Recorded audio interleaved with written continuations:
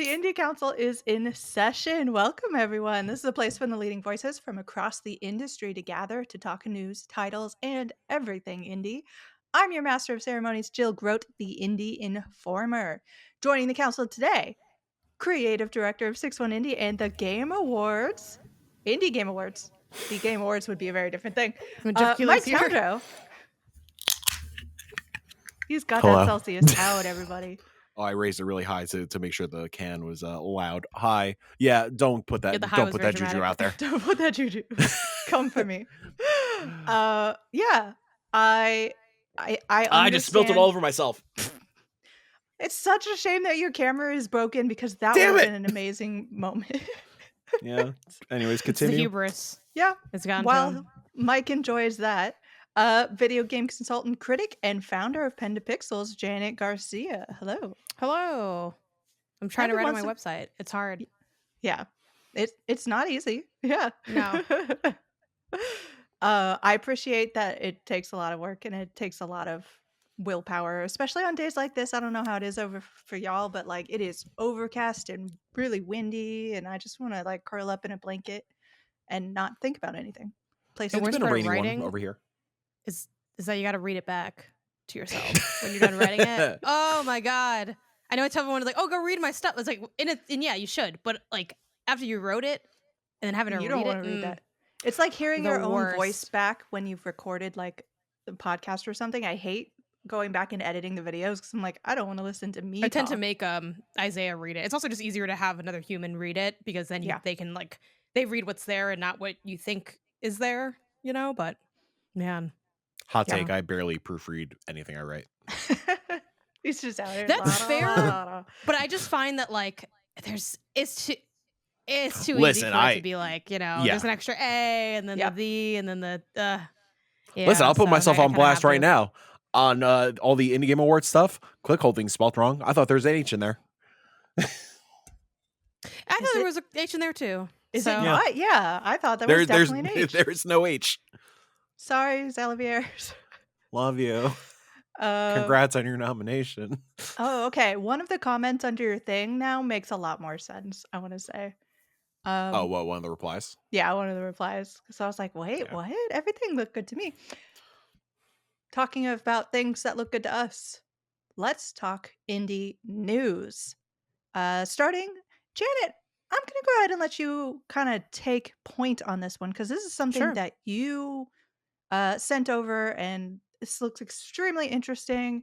It's talking about kind of this year's breakout indies and how they're doing things that help get people's eyes on their stuff. And it's from the Game Discover Co. newsletter, which is written by How People Find Your Game expert and company founder Simon Cartless. So go ahead and I take want it. to say that this was like I think this was a Patrick Klepek newsletter rec, but I don't fully remember. But I believe that this was one that he had pointed to for different, you know, pieces of content in the game industry, and it's been fun having it in my inbox as much as I can, you know, make the time to skim through it and check it out and catch up on things. But the title of it is How Sulfur Sold 50K Real Fast and the Breakout Indies on Steam. It's a fairly long read, but it kind of talks about Sulfur as a case study for, wow, this game's really popular. Like, why do we kind of think that is? And some of the bullet points are it having, you know, a really super specific like angle, like the extraction shooter angle, but with a slightly unintentional hook to it. So kind of, okay, there's the intrigue aspect, the gunplay being really well honed, and the art direction being good, but also carefully calibrated for the game, where it's kind of this lo-fi, almost the art of Sulfur kind of reminds me of it's like what if Goner was 3D almost. Like it kind of has a bit of that flat, like pastel-y essence to it. But then they kind of use that as the other two things they point out are iteration on Sulfur. Y'all might recognize the name Sulfur from us talking about it. I think quite a few episodes. I remember it was like at I want to say it was at one of the in-person Day of the Devs events. There's been a bunch of like demos It's been of it. definitely at PAX as well. Yeah, I forget offhand like when like y'all's relationship with Sulfur, because I think I can't remember if each of you have played it or like hit the demo or what that was, if you want to speak to that really quickly. The dot who is Mike. The dot, that's me. Hello. First off, shout out to Anton. Anton is great. I was DMing So him a great. little bit yesterday. Um, yeah, Sulfur Rocks. I still haven't like properly dug into the full early that doesn't make sense. The current early access build.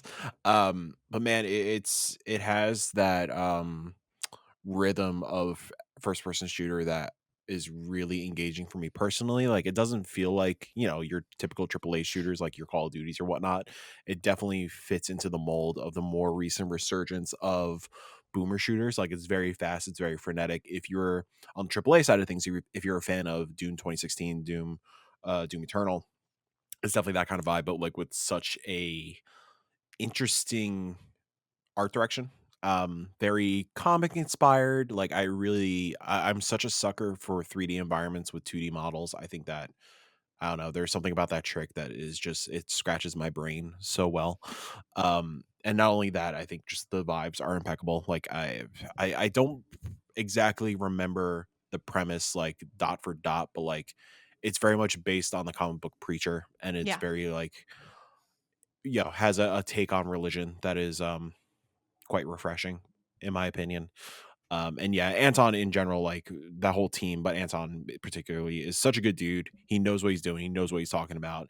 And I think from everything, just like his presence in the indie space and how that's portrayed through the studio and through the game, I think that's like all kind of little bullet points as to why Sulfur is one of those breakouts more recently. Yeah, the last thing that these kind of bullet points nod to is the additional like marketing and publicity pushes. They cite things like the PC gaming show, that demo, and then Anton being quoted on word of mouth spread and the Steam algorithm being a big boost with like getting in that discovery queue, also getting into a lot of people's radar because of the recommendations by similarly tagged games feature on Steam as well. So obviously, there's a slight asterisk to this in the sense that this is while this work is good, of course, it's also like done after the fact. I think there's a reason it's hard for us to like predict what will break out, but it's a little bit easier to assess. Okay, let's reverse engineer. Here's something that really worked. What do we think worked here? And then maybe using that to apply to other things going forward. If you're in the development side, the marketing side, or even just on the content side of things, trying to gleam what might end up be popping, the kind of things that might catch the eyes of players. So that was a cool highlight, and then that was also used to include, hey, here are some breakout quote unquote indies of the second half of 2024, of which the list includes games like Mouthwashing. We got Fields of Mystria in there. Uh, Ellen. I'm actually not familiar with that one as much. UFO 50, Age of History 3, and Lockdown Protocol are some of the ones. And this kind of is used, I think, mostly like sales and attention kind of situations. They also break down just some like really good quick information on the game, like includes like the prices, which here ranges from 10 to 25 bucks, which again is kind of interesting to look at that spread and what that might say towards what you might expect in the future. It's funny because I think on the AAA side of things and even the AA side, there's much more, again, standardization of prices. And we have sort of walked away from the like bang for your buck discussions in terms of criticism. And while I think we also have mostly walked away from that in terms of the indie space, there is something to be said about dollars weighing a lot heavier slash differently in the indie space, unfortunately, just because nothing is standardized. You kind of get the pros and the cons of that, right? It's like there's incredible games that are super cheap, maybe even free or pay what you want. There's also incredible games that aren't quite as cheap, but there is definitely a lot of weight on those scales for what a studio should and can put out to be sustainable, what players are willing to invest in. So I think having, the dollars included with like, the window it came out, the sales, and kind of the background on it was pretty cool. So yeah, also just a good way to, catch up on, while you shouldn't only go to like what's the most popular indie. I think if you are pressed for time, newer into the indie space, it is a very natural and totally fine angle to approach it with. And I think even this list, like I have not played every single game on this list, for instance, and I try to play, a lot of indie content as y'all do as well. So yeah, that's basically what the newsletter is. It's got a bunch of just different sort of wrap ups of what's going on in the, gaming space. So yeah, Yeah. check it out. I think it's also really cool to kind of juxtapose this against what the AAA space has historically deemed as a hit or even successful.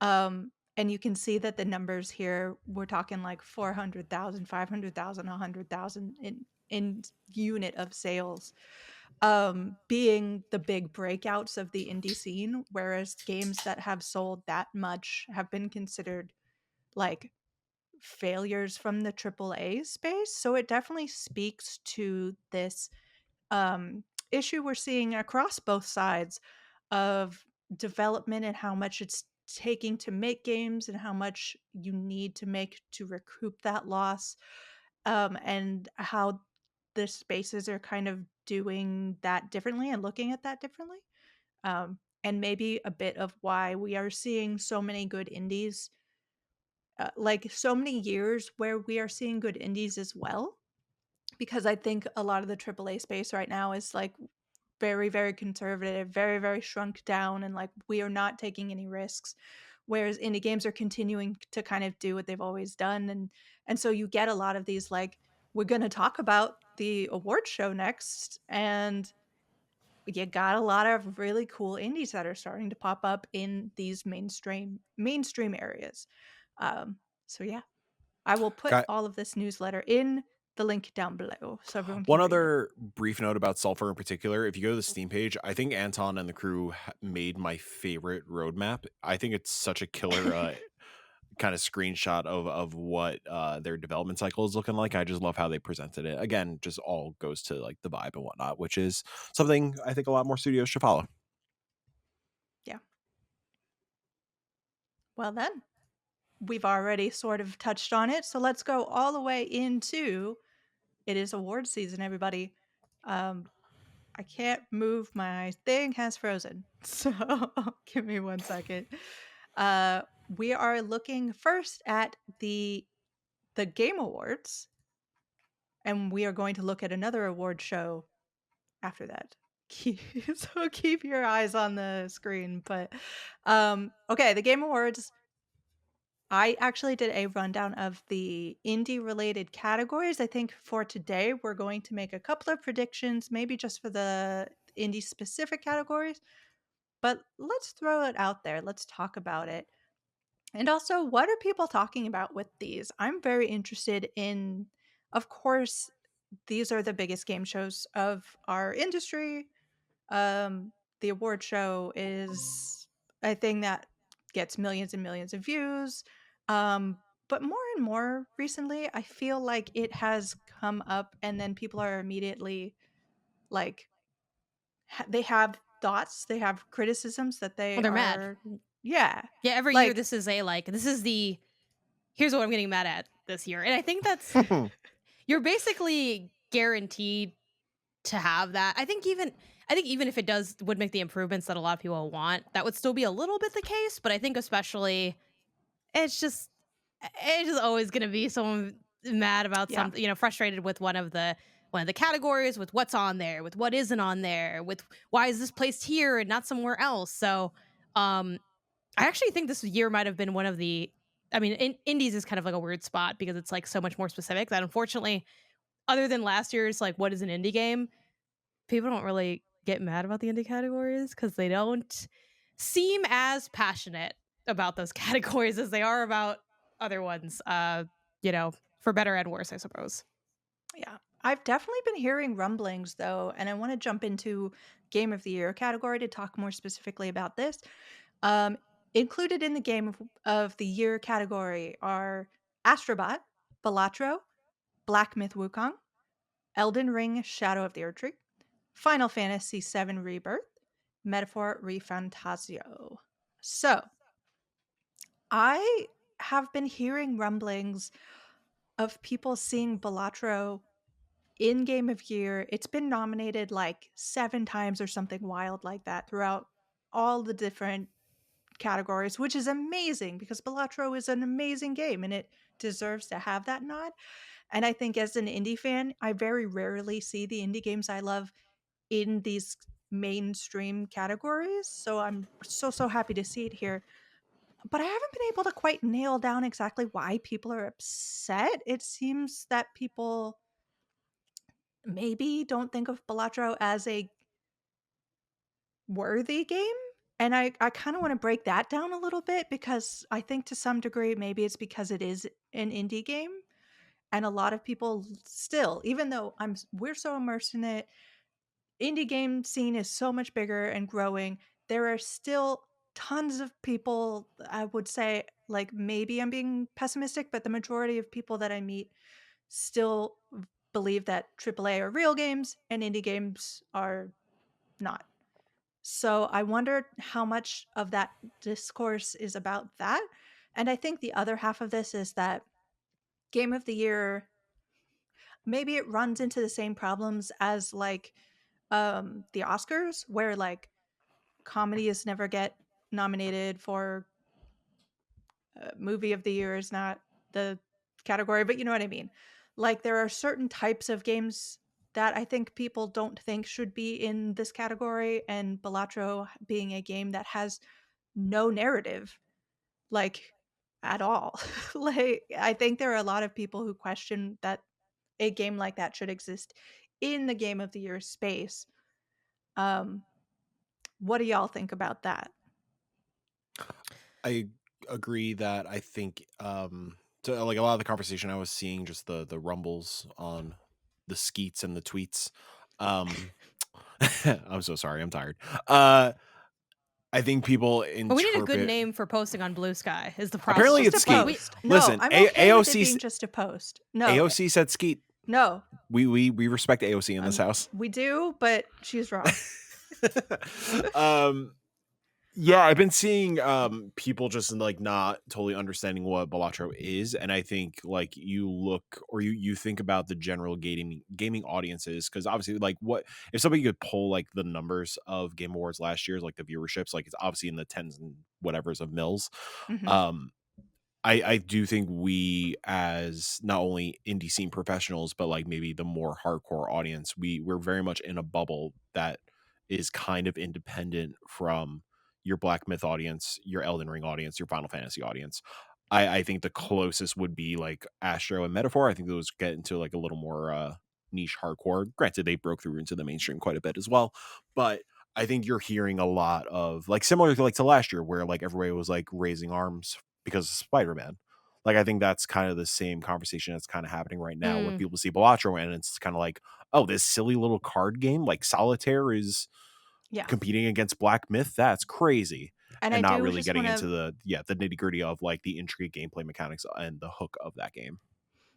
apparently last year uh it generated the Game Awards generated an estimated 118 million global live streams. Yeah. So maybe, 2 mil maybe know about Balatro. Right. Probably more, but you know what I mean. A fraction of a fraction, which is it's so hard when you are in the indie space the way that we are to remember that even the top 1.111% or whatever of the triple I golden indies, that it's kind of a foregone conclusion for you. Like most people don't even know that it exists. And Yeah, it's so 100%. hard to yeah. keep that in mind.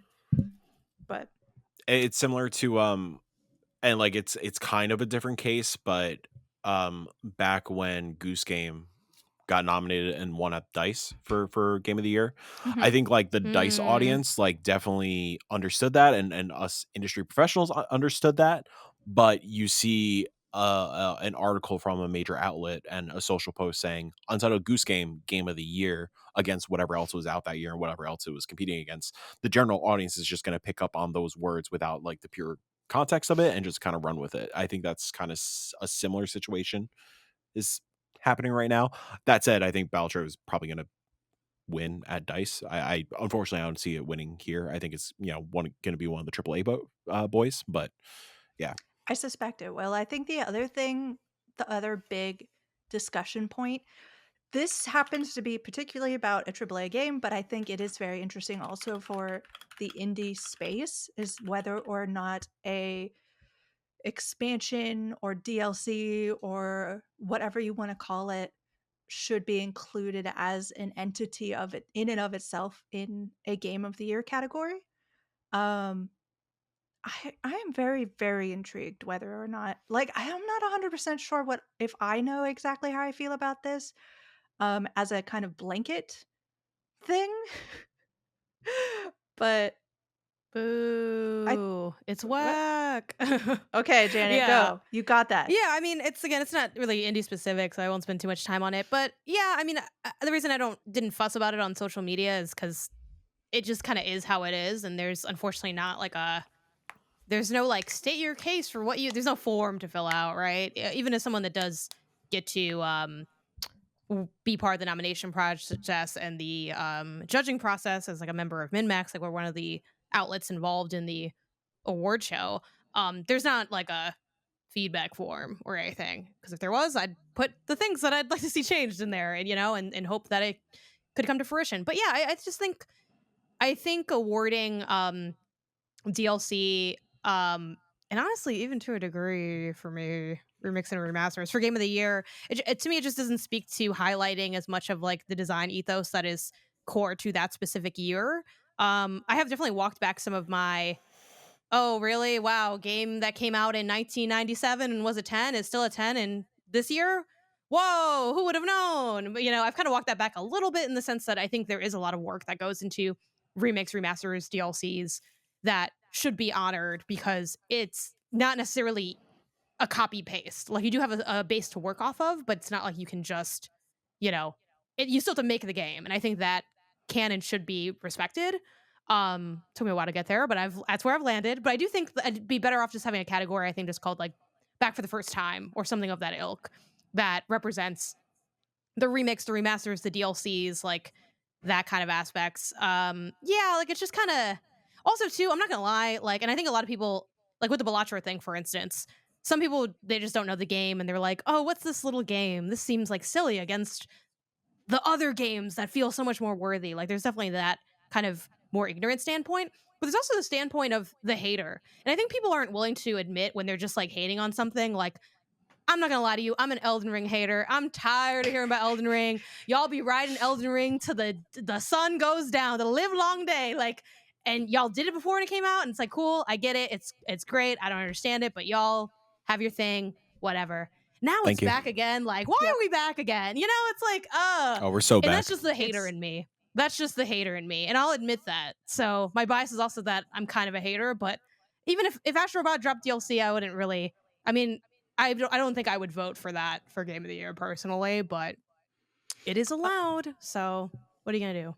I think we have Another had flawed voting this. system. Yeah. Anyway, There's no voting get in system. line, America. By the Okay. way, all of this discourse, I do want to point out there is no system in which there are no flaws. You cannot create it.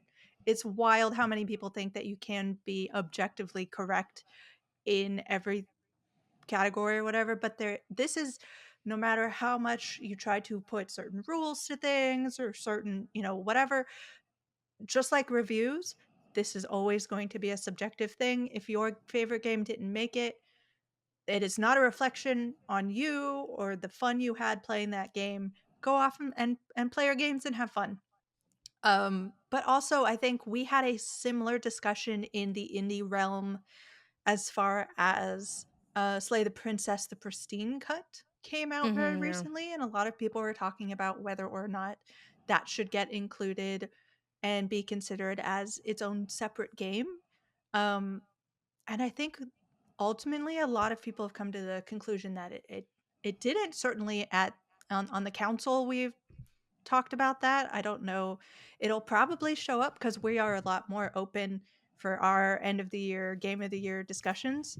Um, but yeah, I don't I know if there mean, is a to nope. loop that in real quick, like we had the conversation about the IGAs and if we should include it or not. Go for it. Tell us Yeah. how did that go? I mean, short sentence. We decided no, because Yeah. I I mean, unmuted myself and said no. yeah, it was definitely a split decision. I felt like it was probably worthy of getting a shout out, but yeah, it kind of goes into the vein of like, it is a definitive edition. It is an update that is maybe not as substantial as like I can't even give you a proper analog, but yeah, it just felt like maybe it was better suited for something else like our community management category instead. Well, there you go. That's game of the year. I'll put the link in the doobly doo. I've got all of the categories which name any kind of indie. But I want to jump ahead and talk about our predictions, the official Indie Council predictions for best independent game and best debut indie game. So let's start off with best independent game. On the list is Animal Well, Balatro, Lorelei and the Laser Eyes, Neva, and UFO 50. Who do we think is going to get this one? I mean, it's Balatro for both. I'm just gonna throw it out Balatro. there. Yeah. Yeah. I think If it's not 2 for Balatro, 2. it's yeah.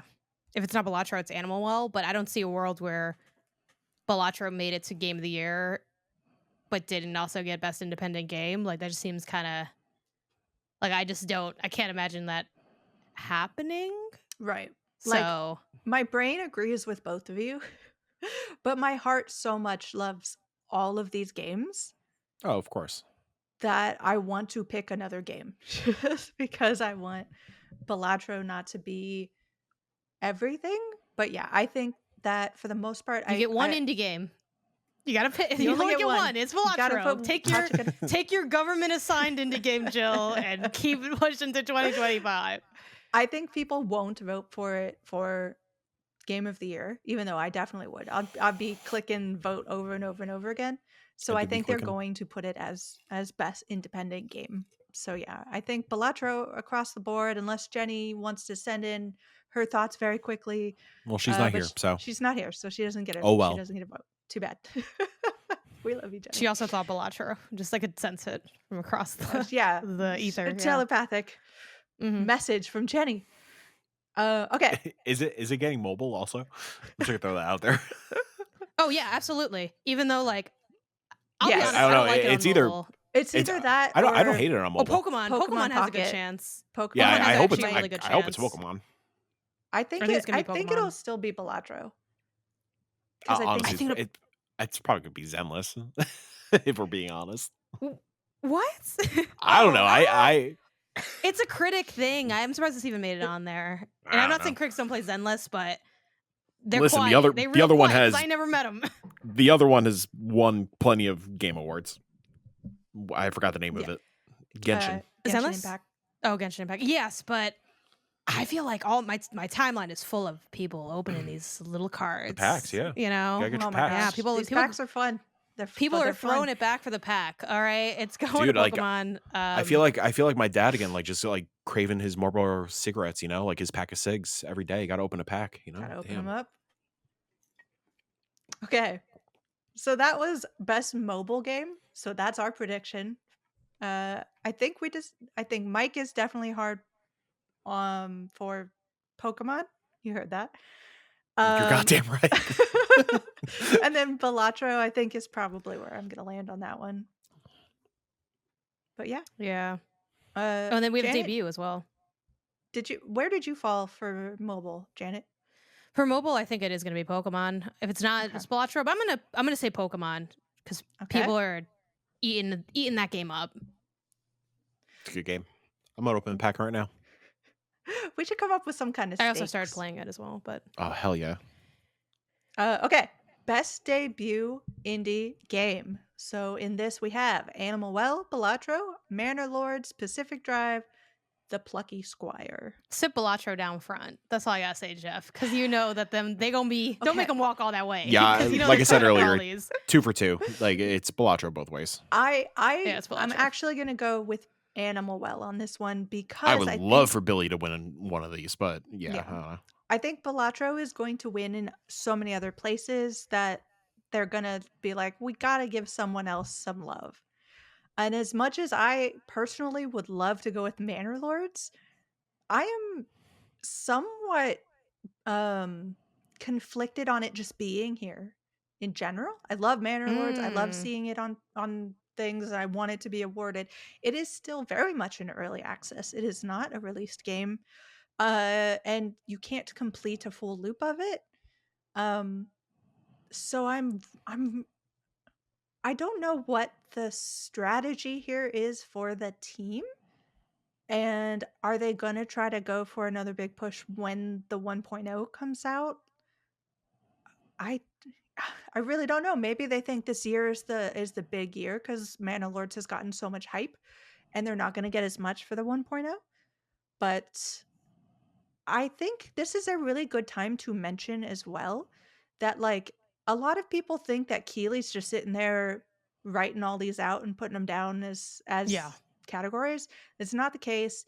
A bunch of outlets from across the whole globe like send in a little like write-in sheet essentially. Game Informer did this when I was there, and MinMax does it now, which is really cool to Yeah. see y'all's name up there. Part of the problem. Her- Yep. I Sure heard, I am. heard they lost the So- ballots in certain states. Yeah, it was a real Yeah. shame. I just want to go on record saying I did not nominate Final Fantasy VII Rebirth for Best Narrative. That's actually the insane thing that no one's talking about. Uh-huh.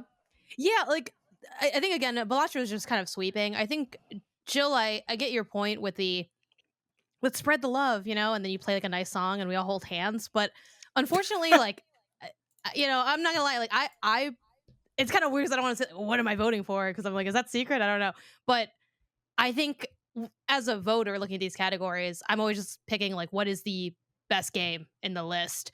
And even though that ends up being kind of boring because it is like and Balatro and also Balatro and also Balatro, it's like I mean Balatro I think is the best game in a lot of these lists. So I'm not gonna just switch it just for the you know what I mean? Like I think if it was a different format, right? Like a debate format where we're kind of all coming together and saying, okay, let's pick the winners and we discuss it. I think in those instances, you might see maybe something like that happen. But in anonymous voting and just casting a ballot, I don't want to try to play 4D chess where it's like, oh, well, here I'm not going to vote for Balatro in the hopes that like a different, you know what I mean? It's like I kind of just got to go with what do you feel is the best title or person or whatever in the categories. And I think most people will probably vote the same. And for that reason, I think Balatro probably going to clean up. There's a chance Animal Well shows up in one of these because that was also a very beloved game. But the fact that Animal Well didn't show up in Game of the Year makes me feel like this is Balatro's award show in terms of the indies. Yo, if we come out of the night and Baladro has won every single thing it's been nominated in, I'm not going to be mad. Like, I will love to see an indie game come out there and sweep and dominate the headlines, and that would be amazing. And hopefully, we get all of those people who are saying things like, what is this Baladro thing, to actually play and to realize how good this game is. And just get more people in our indie game web. That's really what all of it is about, right? Yeah. So go up there, Balatro, especially because Balatro is at least in. I hate to say it, but at least Balatro is in some categories that are a little bit more stage timey. I can't remember offhand if best indie game or best debut made it to stage last year. I don't want to speak on that, to, but but I I only don't know. didn't.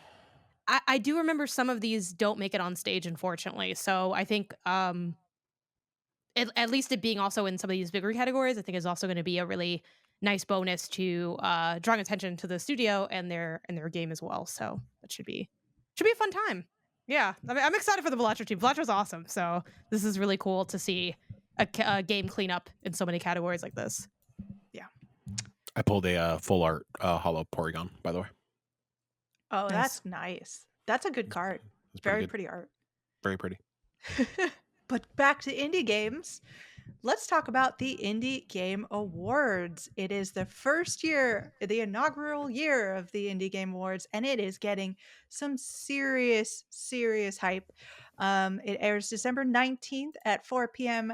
Pacific time, 7 p.m. Eastern time, and we just happen to have the creative director on hand. Mike, do you want to talk about what it's been like to put this together, what it's been like the past 24 hours? What's going on in your head? No pressure, right? That's why your camera can't work anymore. God, yeah, I guess so. Um, Sorry, what was the first question? How you want to break this down? I'm very tired. What's your One question at a time. I think that was probably is- the answer to the first question.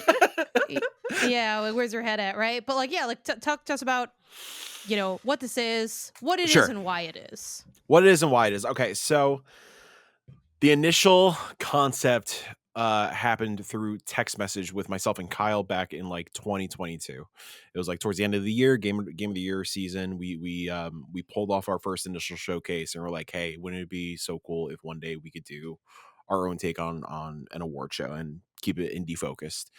And we both laughed it off. It's like, haha, yeah, right. That's a pipe dream. And 2023 happened, and the showcases elevated quite a bit. And then this past year, I think we elevated them even further, and even started getting some recognition from some of the bigger boys like your IGNs and whatnot. So with 2023's showcases and kind of lining up some certain partnerships and like really getting tight with a bunch of friends now, including you both and of course Jenny. 2023, like again, like at the towards the winter holiday season, another text exchange happened, and we were like, you know what, I think it's time. F it, let's do it. Let's make let's make an award show our winter production. Um Granted, that was followed by like, hell yeah, let's do it, blah blah blah, and not thinking about how we're, you know, two full-time people working with 6-1 Indie, a whole bunch of lovely volunteers, and the work that it would actually take to do it. So yeah, the year was going on. We did our two showcases, and then quickly after the September show, we're like, oh yeah, let's start locking things down, and really starting solidifying stuff. So I know I'm kind of jumping around quite a bit, but yeah, back in January, we had a conversation about like what we wanted this thing to look like, and we pretty quickly were in the mindset of we do not want this to be the 6-1 Indie Awards. We want this to be the Indie Game Awards.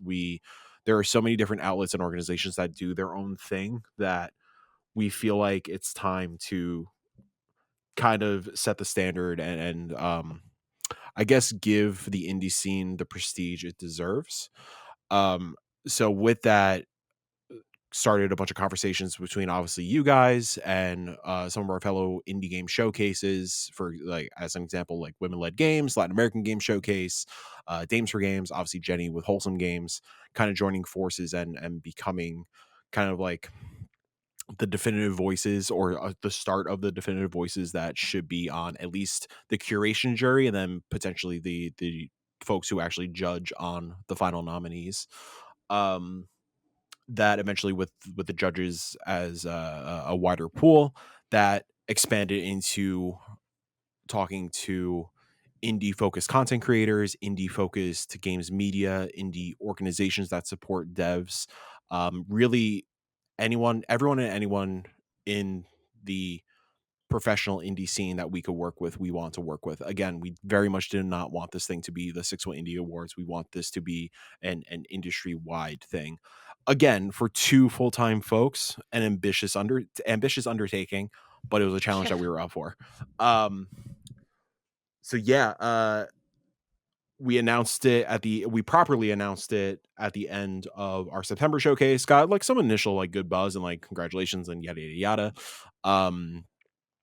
We knew that with the show airing on December 19th, we knew that we wanted to do the nomination announcement on November 19th, exactly 1 month ahead of time. Coincidentally, Jeff and the Game Awards tweeted out that their nominations were going to be on the 18th. And in my mind and internally, we were like, oh, God damn it, we're going to get buried. But hey, we'll still get some love in the indie scene. It is what it is. No worries. And yeah, Tuesday happened, and it kind of exploded.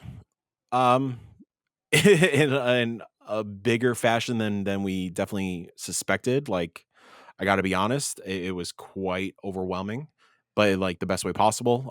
It became very very apparent that we definitely need to figure out staffing for 6-1 and get more folks on hand, because your boy probably can't really handle show like a production and script writing and curation and communications and social media and the whole 9 yards. So it was definitely overwhelming, and it felt like we grew up quite a bit in these past 24 hours. But man, the praise and recognition so far, and I'm trying my best to not come across as just solely with 6-1 indie. I'm hoping you guys feel this as well. I'm hoping like women led feels this, Latin American feels this. Um, it's been quite unbelievable, and I'm still processing it, to be honest, because it's been continuing through these past like 24 plus hours at this point. Like, for example, today, like Vice reported on us, The Guardian reported on us. Like, I did not suspect that, like, back when we had that initial conversation back in 2022 and then telling ourselves we're going to do it back in 2023. No way in hell I expected this kind of reaction for our first one. Going into this thing, we're even very, very, very upfront that this is a DIY proof of concept for what we want to build moving forward. And yeah, it's just I'm kind of rambling because again, it's still just hard to process. But It yeah, seems like it's it's going just been pretty well wild. for a proof of concept. Yeah, going well for proof of concept. The pressure is definitely on. I will say that, especially as we're filming our segments in a couple days. But no, I'm just stoked that people are not only like being wild champions and super positive about like their favorite indies and their favorite developers, and like the replies are just like the most like wholesome thing out there of like Yeah. people just rooting for their favorite games, rooting for their favorite developers, giving people shout outs. um and sorry, I got distracted because literally a notification on YouTube popped up. So happy to see Crypt Custodian, hell yeah, nominated twice. Um, yeah, not only that, but just really understands kind of the core systems in place and understanding why we made certain decisions, and really loving that like we have people on the development side presenting, and that we're not, we don't have any like real time restrictions when it comes to acceptance speeches or anything like that, and that it is strictly an award show. I'm so stoked that people are like responding really well to that, because obviously like the appeal of the Game Awards, for example, and pause for a second. I love Jeff. I love the Game Awards. I'm a fan. All good vibes. Um, Obviously the big appeal there and the big draw is like the hype, the trailers, and the awards. Like, and it is what it is. It's just what I believe the show is nowadays. The appeal is, all that, and the awards kind of take somewhat of a backseat a little bit. So obviously that was a concern going in with ours being awards only, but pretty thrilled to see that people are into it. So Yeah, I think one of my favorite, like, of course, I've been involved in this, not in the same, like, I know uh, fans of the Indie Council will notice Mike having been absent for a fair number of I councils for the wonder past, why. and it's literally because he's working day and night on this, getting this together, Day and and like, night. abs. Yeah, you know? Hell Gamers of a certain age know what I'm talking about, right? What's up, yeah. kids? Um, and yeah, to the degree where I hope that you are able to get more help in the future, because like I worry about you sometimes. But To assure you, based on these past 24 hours, it's looking like I will, myself and Kyle will get proper help. yeah, y'all deserve to sleep for like a year at this point. Yeah. But one of the favorite responses that I saw, and that, yeah, like, kind of went around in different discords and different communities and stuff, was, and especially since you talked about how the Game Awards announcements on Monday and you knew you were announcing on Tuesday, and what you thought that was going to mean versus what it might have actually meant. um there was Massive Monster did a large, Yeah. very long thread. Do you want to talk about this a little bit?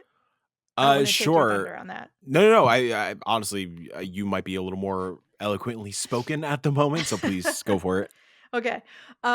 So Massive Monster did a large thread about how essentially the community team felt overlooked considering from the Game Awards, considering how much they had done with Cult of the Lamb, different expansions, different they did an entire wedding, like all of the different things they had put in for their community, not only in game but in real life as well. And just talking about all of the little things that they had done and the fact that they did not show up at the Game Awards Community Management Award category was upsetting. And then, kind of towards the end of that very, very long thread, was like, but also, we're really glad that someone saw us and the Indie Game Awards nominated us for the community category. And I was just like, that to me encapsulates why you do this sort of thing, why you have it the way that you have it, because there are people out there who are doing so much work that we see because we're immersed in this ocean of indies. We're in our little tanks. And so we're seeing what's going on, and you want to be able to shout that out and to make sure everybody is getting those flowers. Um, and it was just such a great embodiment of the spirit of the Indie Game Awards to me. And I was just so proud and happy for you guys. And I hope you had like an amazing day reading all of that kind of like it was one of those weird things where the internet was just full of love. It Like was that weird, doesn't man. happen. I feel like it You was sure you like weren't a just on Blue Sky? That's just I was on Blue Sky, so yeah. no, I I was like gonna say, like, I feel like it's a perfect storm of just like, you know, as Jana was pointing out, the like clockwork reaction to the Game Awards. And then us following up the day after. Again, Jeff, big fan, unintentional. We had that day planned since September. Yeah. And yeah, the kind of weird I don't know, that the weird like period we're in with Blue Sky like really popping off, especially on the games industry side of things. I think it was kind of the perfect storm that again like was not planned or anything. It was just a total like happy accident, and I'm so grateful. Like it's all luck. I'm so grateful we got lucky to get caught up in kind of like such a wild like chain reaction, and really you know it helped legitimize this thing a bit further. Yeah. And that's only going to help get more partnerships going, like in terms of like expanding our curation jury and getting more judges involved, but also just like yeah, becoming, you know, the end goal here is to make this thing a staple in not only the indie scene but the wider games industry. And so that's goal number one. Goal number two, at the end of the day, we really want at least all of the indie game showcases involved with the curation jury. Like we want, because in my opinion, I think like the showcase organizers, they are tirelessly looking at almost every single game that is coming out week after week. And so many things are on our radars that I think that would only up the credibility of an award that a developer would really feel proud accepting. Yeah. And speaking of the community management, the other delightful one was, of course, from Aggro Crab. I don't know Yeah. if you caught that one as well. They quote tweeted us saying, "Me looking at all the very normal tweets that probably got us here. Thank you, Crab fans." And it's just a collage of all their shit posting. God, it's so funny. Now, I did respond to that saying, "I'm looking forward to people accusing us of collusion when they spot my krill tattoo." Oh yeah. Um how much did they pay to get that tattoo, Mike? Yeah, right. I do have actual questions that I want to ask because this is the first time this has happened. I know a lot of people have questions about how it's come about, how it's working, what the plans are, how everything works behind the scenes. So the first thing I want to jump off on is how do I say this? How? How is how. I have no Um, fucking clue, man. what is the thinking behind the one game per category plus game of the year limit? And are you worried that the best game of a category won't win because it can't be nominated in multiple things?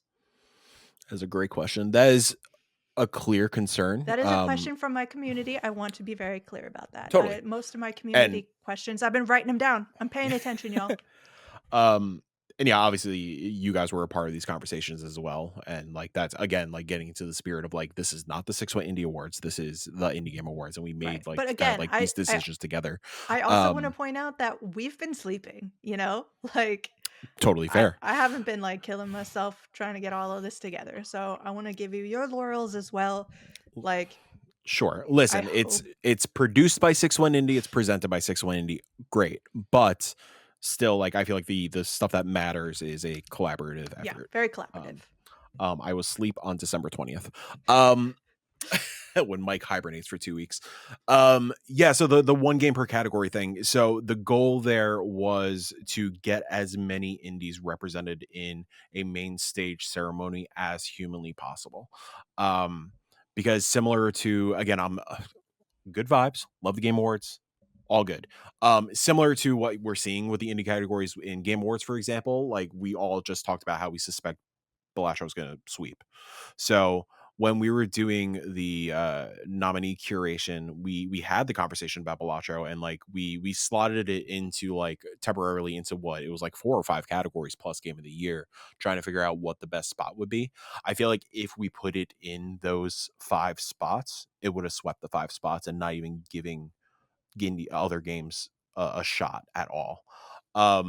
So the decision behind that is just to be able to recognize indies during the ceremony, whether they are the recipients or not. I think still giving them those flowers is so important. Like getting them on a main stage, like not all these indies have had the chance to be featured on the IGN YouTube channel, for example, and that is such like coming from the PR side of things, that is such a massive achievement and massive deal. As silly as that may sound, that getting on that channel is it is such a wild task. So even to be able to offer that to so many of these devs and so many of these games that deserve that recognition, that's a win for us wholeheartedly. I had another point that was related to that, but I totally blanked on it. Anyways, that So was the thing behind that. to your mind, I just want to like really drill Oh, into this. Oh, please. go ahead. So I did remember. So it's kind of like in that same spirit. You'll notice that the category names, and you'll notice that in the script when everybody is speaking, the term best and the term winner is not said or written anywhere. That was a conscious decision. We kind of struck. That was like something that honestly, even like before we even started thinking about the awards, when we were just doing like a podcast and stuff and doing like editorial stuff for like our Game of the Year conversation, that's always something we lead into. It's like, who are we to say that something is the best over something else? I think, sure, it's a little bit hypocritical when one game is getting an award, but still, it's just that getting an award doesn't mean it is the best of something. It just means it's a collective of individuals recognizing it for its achievements, and really giving it its flowers. So yeah, we did our best to avoid the terminology best or winner everywhere. Like they are award recipients. They are being recognized for their achievements through their nomination. But yeah, we really want to do our best to like kind of avoid that phrasing. So to your mind, the Indie Game Awards, if I'm understanding what you're saying correctly, is uh first and foremost prioritizing spreading the laurels to the games, to the indie games of the year that deserve to have eyes on it, rather than having one game rack up awards and being quote unquote the best and quote unquote winning. Yeah, I agree. Yeah, you said it way better than my rambling ass. Though you did say Yeah. best in winning, so it's like eh, I put quotes around mine. yeah, we Can't want do this. that because your camera doesn't work. We want this to be a celebration. Like we just want to be a big party about celebrating a lot of the sick games that came out this past year that maybe were overlooked. I mean, you look at, I think the elephant in the room with us is I guess the good elephant in the room with us is Thousand Times Resist being up for Game of the Year, and I think Narrative it's up for as well. And there was a lot of conversations after a lot of the other, after the big game awards, those nominees came out, that there was no recognition there. So yeah, we're treating it more as a big old celebration. And like, sure, there at the end of the night there are going to be award recipients, but even in our intro and outro, we have some language in place that we're making sure we are reassuring that we're here to celebrate the entire class of nominations, and even like things that weren't nominated. We want to make sure that just this scene is being celebrated and put on the map. Awesome. Question number 2. God, it's only 2. I know. How does the judgment work? Is it one vote per outlet? If someone is a part of a game and also part of an outlet that is voting, do they recuse themselves? What's the situation there? And were the games, like, what was the dates for the games that could be nominated for this year? Sweet. So to answer the question about, so one of them was if a developer, if somebody on the judging panel is also nominated. Yes.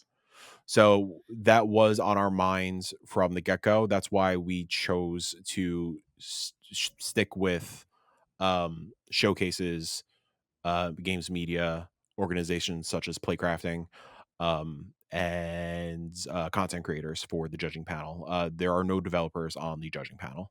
The developers are strictly part of the presenters. So that was a Do I conscious throw decision Sarah's vote there. away from Do we min-max? I guess would be the question. That is Oh, the okay, question. I still fair. have time to throw Sarah's vote away, you know? Nah, it's fine. Listen, first year, Well, it's not going to be perfect. It's not going to be. Well, here's the thing. Even though, at the same time, like, the journalist in me wants to just let you go out there. Jill's like, I got the scoop, you know? Yeah. Shut this No, I fucking love up. that Anyway. me and Janet looked at each other like, are you going to say it or am I going to say it? Which one I of was us like, is this going to get guy there? fucked up. Anyway, no, I was kidding. To answer your other question, to lean into that, there is one vote as per Mike's organization. PR, he's not ready to answer that. Yeah. Mike's not ready to answer that. Can we scratch that question, Jill? Scratch We're it not for the really record, there actually. anyway. Yeah, I mean, that's something I guess for y'all to add to the. Let me know outside of this if I throw Sarah's vote away, which I'm fine to do. I'm almost happy to do it, honestly. So don't just let me know. It's fine. Well, to kind of piggyback off that, so yeah, Sarah, who community management for Fields of Mystria being nominated for community management. Yes, there is a bit of a contention there, but so kind of tying into another question, it is one vote per organization. So collectively, min-max will have one vote per category. Now, if you guys would like to collectively abstain from community management, if Sarah would like to abstain from community management, that is definitely a conversation we should probably have. But yeah, we also gave the option because obviously it's impossible to play every single game in every single category. We gave folks the option to abstain from categories. Yeah, because it's impossible to play everything. I will say so far that every category has been brimming with votes, so that is delightful to hear. Shout out to the developers who have been giving us all keys to dig into the games throughout this month. Thank you so much, everyone. Really appreciate that. I did not expect to be trusted with when asking, hey, could I have 30 keys for your video game? So that's been a delight. The criteria for nomination, we were looking at games. It's always like the strange thing of like, we want the ceremony to be at the end of the year and capitalize on like, end of the year celebrations, reflection, all that good stuff. So date ranges, that was something we were struggling with for quite some time, but we decided to do November 1st, 2023 to November 1st, 2024. So anything released in 1.0 between those dates, that is what is eligible for nomination. Now, getting into the 1.0 part of things, early access games for this first show, we decided to kind of shelve that conversation and shelve that for 2025, because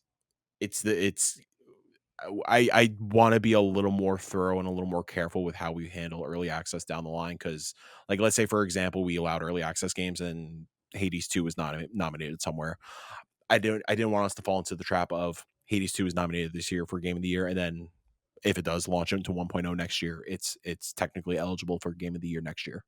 Right. So I do have on the website that we are going to be expanding eligibility for early access in 2025, whether that is an early access specific category and like what does that look like, or it's funny enough, it's kind of like the same analog as the big game awards and their stance on like DLCs remakes. I think that's kind of where we're at with early access. So we just wanted to like be extra safe for this first one. Again, this is a proof of concept. There are categories we discussed that we chose to kind of pin for the future once we kind of catch our bearings with this first one. Yeah. I know there were a ton of people who were shouting out rightfully like games that are great that came out in December. One of them being The Rise of the Golden Idol for me specifically. Yeah. I promise you It that will next be year it will will be up be for an eligible. award next year. Yeah. Like if it came out past that I don't know, point, maybe next year is like the greatest year of all time. That's Who true. knows? Who's to say? There are no guarantees, but that's just the kind of cut Jill's But it gonna will be be raising eligible. hell I for will 12 months straight. absolutely. I will fight for it. But Yeah, I'll even say like November so far has been kind of wild with launches. So yeah, I was kind of talking to Kyle behind the scenes of like, hey, we should probably start a doc because November, we're going to forget about some of these November games. But that's a conversation to have on December 20th. when you're asleep, like between the two of you in a dream at Precisely. some point. No, well, do you have any other thoughts on the Indie Game Awards and how things are going? Anything you want to hint at? Anything you want to leave this topic with? Sure. I guess I'll say that I'm incredibly grateful to you guys. I'm incredibly grateful to our entire curation jury. I'm incredibly grateful to the judging panel, the presenters, all the nominees. Like none of this is possible without all y'all's collective trust and support. Like everybody collectively is the reason things are popping off. So yeah, I definitely want to make sure that sure, I'm losing a lot of sleep. I'm pouring a lot of hours into this thing, but I want to make sure like people know that again, this is not the 6-Way Indie Awards. This is collectively something we're building together to make an impact in the wider games industry because it's something we are passionate about and something we believe in. So thank you. And of course, thank you to everybody's kind words and reactions and hype and why some wild stuff in the replies. I am terrified if mouthwashing doesn't win an award. It is They're gonna concerning. Ambush you and just stuff Oh mouthwash man, down, it's gonna be down a your rough. throat. It's a rough competition too for mouthwashing. It's a yeah. narrative. Narrative it's only and a narrative game of the year. and game of the year, right? Yeah. Yeah, So, game of the year No, obviously got bangers. I mean, they all have bangers, but They're all- narrative that 1,000 times resist. If I ever finished it, I'm gonna God finish forbid what I it. think. Don't worry about it. I am gonna finish it for this, but and other Yeah. stuff, and Jenny also. Poor Jenny has been so Like, patient. Jenny. behind the scenes stuff, the Indie Informer is judging, and we are Yes. all meeting together to decide what we will all vote for. Yeah, as same with us. Our one vote. And I'm terrified. I'm sort of terrified of Yeah. having to pick between these now because I'm like, I don't know how I'm going to pick any of these. It's gonna be a rough conversation for us also. Yeah, so thank you for all the comments, the quote tweets, the quote posts, the skeets, the quote skeets. In terms of some of the feedback we've heard so far, I assure you that there is a community vote in play for next year. There is nice. Yeah. There is a voice acting category in play for next year. You are not only allowed, but you are encouraged to co-stream with the event. Please, like again, this is a big old celebration. Have at it. Somehow, some way, despite us only planning a digital event, there is a physical portion that it will be taking place in New York City. So if you are local to New York, our friends at Playcrafting and Brooklyn are hosting an official watch party. More details to share. Yeah, so come. Myself, Kyle, Harry, and Kelsey will be there in Brooklyn, hanging out and watching with y'all. More details to come, but we're planning on making it a whole thing. Like, we're going to load a bunch of the nominees onto the PCs there, come hang out, play games, have drinks, have a chat. Let's make it a fucking big old celebration. And in terms of things that I want to tease, so on purpose, we decided to not publicly talk about two of the categories. That is industry impact and storyteller. Those are two categories that are not being judged on. Those were selected upon with our curation jury. The storyteller one was something we've actually been working on since, I want to say, since March. And I think it's gonna be something quite special. But yeah, those are two I want to hang on to until the actual Yeah. premiere date, because I think they're gonna be pretty dang cool. I am so excited for one of them. The other one. No, for one person in particular, Yeah. because their response to the email was real fun, and Ooh. I essentially told them to pop off, King. Love I hopefully you guys are picking up what I'm putting down.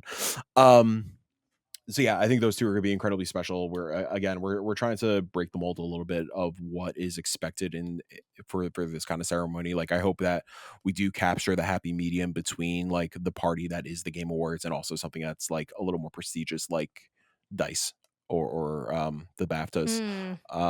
So The mullet and of award shows. Yeah. yeah, let's fucking No go. presents in the front, party in the back. Oh yeah.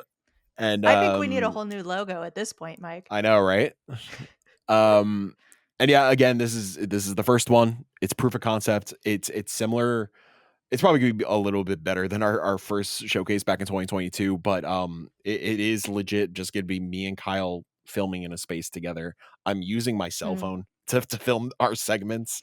Granted, It's gonna look amazing. It looks good. It looks good. That's how man, the showcases are filmed too. It was good enough for Olivia Rodrigo in The Weekend. Now, how that's what I was gonna say. It was good enough for The Weekend. Absolutely. Like, it's funny whenever you see those clips too, because it's someone with like, it's shot on iPhone, and the iPhone is attached to the most technology you could possibly tether. The most to it. It's like a mess. I assure you, I have a tripod that I bought off Amazon for $20 and a little handheld gimbal that me and Kyle are gonna trade. It is a very indie production. However, it's gonna be like it. somewhere dude, between it's Olivia gonna be Rodrigo authentic. and The Weekend. This is what I'm gonna tell people. It's like, and you guys were copied over a bunch of times. The other thing I want to point out, like, granted, it's hard to properly like estimate what like the timing is going to be and all that kind of stuff, because it is our first one. But like, we are similar to our showcases. We're aiming for no longer than an hour. We want to respect people's times, and Kyle and I are planning on being on screen no longer than like, I don't know, like 5 to 7 minutes tops. Like, we want this thing to be packed with developers talking. So yeah, I think that's it. I don't know. I love it. I think that's an excellent segue. IndieGameAwards.gg. We're not going to talk about like any of the nominees. We should at least touch on Game of the Year. Oh, sorry. we could talk about like, them if we want. I know, want. obviously, like, we're, because we're so close to it, like it's easy shouting to. out. Well, yeah, and Janet, I think you go ahead. You shout them out. You tell us when we're fucking up. This is what it's about. Like, what is this all? Obviously we want to hear from Mike, sure, but like, let's talk about what games are on here. Talk about I've talked enough. Yeah, Janet, go. Obviously, of course, our bias is that Jill and I were a part of the curation committee.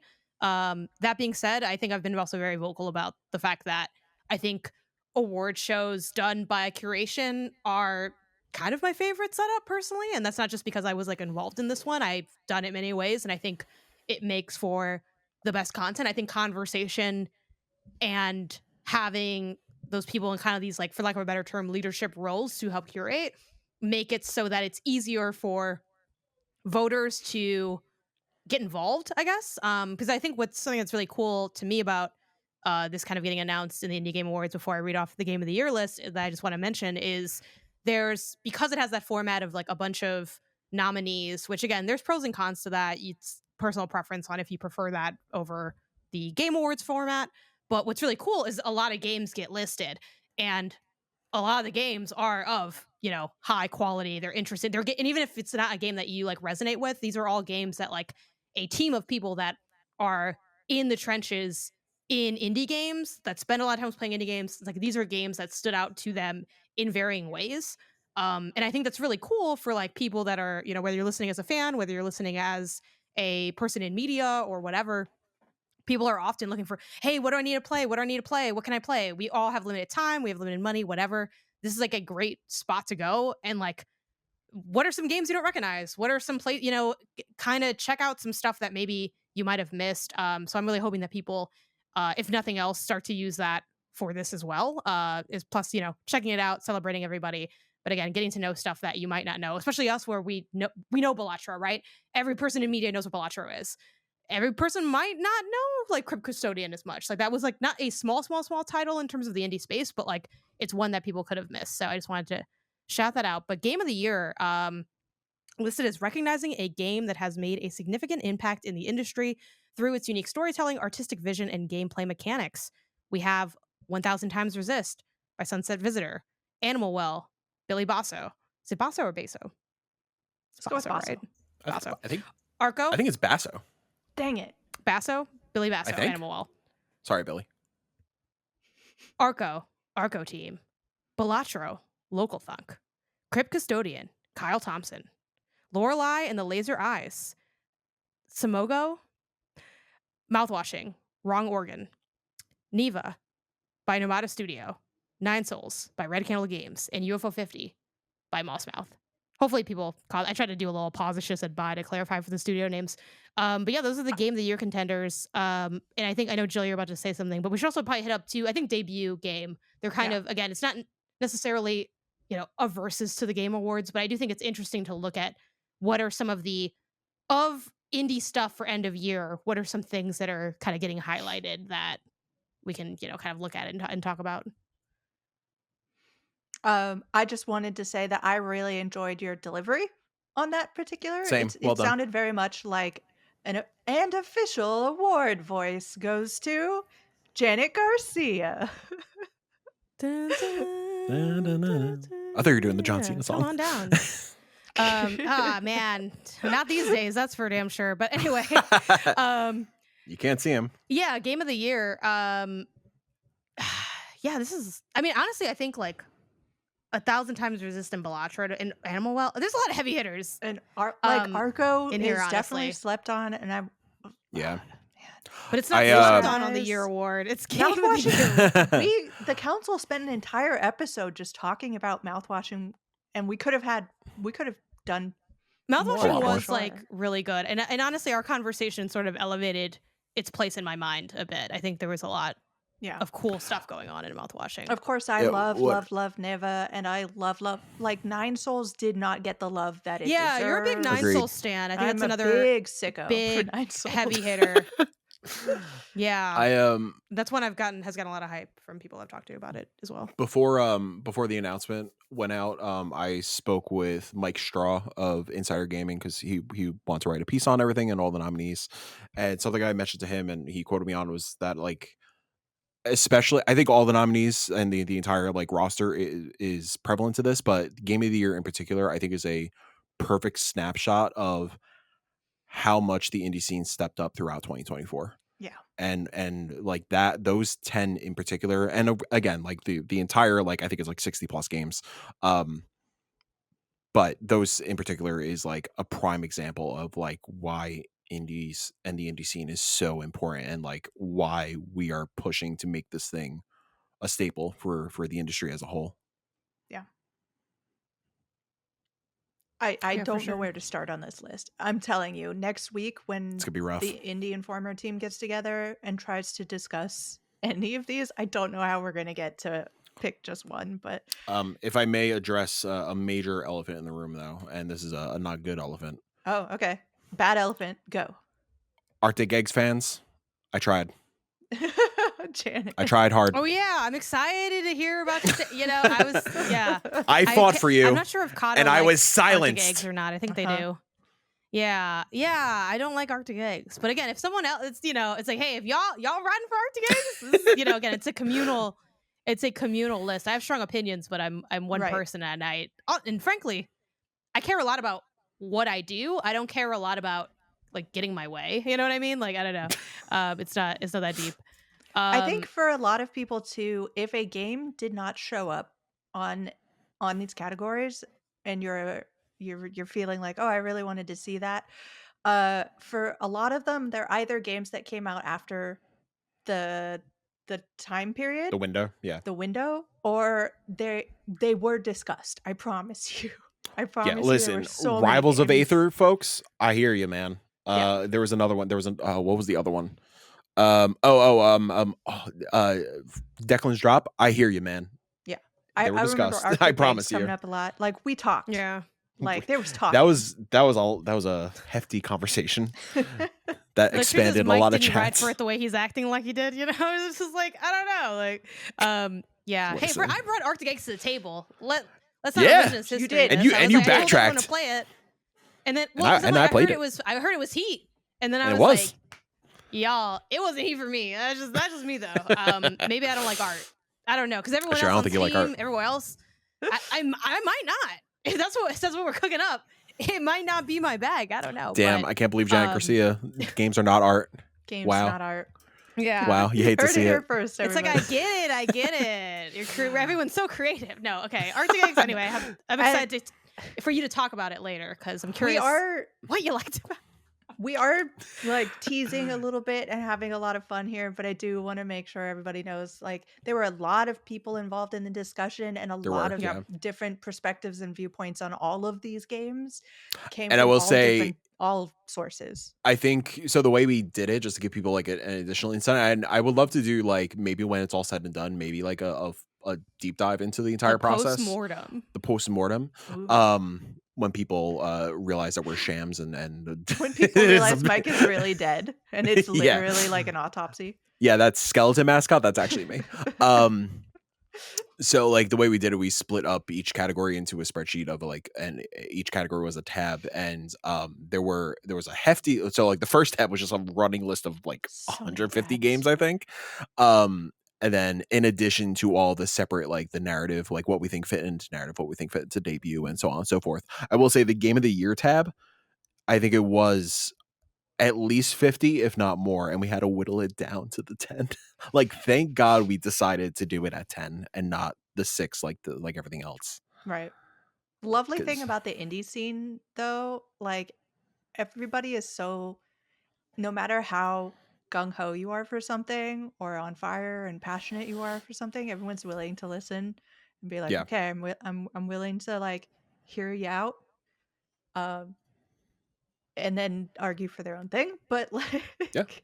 you know, it was a fun discussion. It really, really was. Yeah, it was a good time. The last thing I'll say, because I haven't publicly said it yet, and I'm planning on blasting a post out tomorrow just to give them their flowers as well. Big shout out to the band West Meets West for supplying the official music for the Indie Game Awards. They are friends of mine from college. They're an incredible post-rock band, and they were kind enough to not only offer one song, but offer their entire discography. But we're sticking with one song because that's Love it. overwhelming for the time being. So yeah, that track is we'll talk about when I wake up, and it's off their new record. You should go listen because they are incredible human beings and incredibly talented.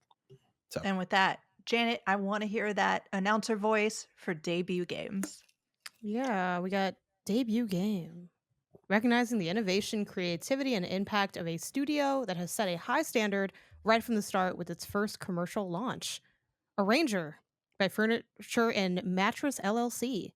Little Guardsman by Hilltop Games. Little Kitty Big City by Double Dagger Studio. Lottle Knot by Moon Lagoon. Mullet Mad Jack by Hammer 95. Wordless by No Name Studios. Then like everyone goes crazy and like, oh my god, it's so exciting. Anyway, but yeah, I mean, this is I mean, again, it's a little silly to be like, oh, a great list that I was, you know what I mean? Like, That again, was many people involved. were involved in Yeah. it, but I mean, I think like, I don't know. Again, I'm biased, but I do think there's a lot of, I think the range across the categories is really cool and really fun. And I guess I'll just kind of, leave it at that. But I'm excited to see. I feel like too. I think what's fun about the nominee category limitations is it makes for like more interesting matchups. Again, Balatro probably would just plow through a lot of things because it's freaking Balatro. But getting to see, other games shine and go head to head. I also think it allows for you to zoom in more specifically on not just like a lot of incredible games, like 9 out of 10 games, 10 out of 10 games tend to be firing on several cylinders at once. I think by forcing a limitation on category, it kind of forces the jury to also think about what is this game like best at / most known for? Is it like strongest feature its narrative? Is that the defining characteristic of what makes this game this game?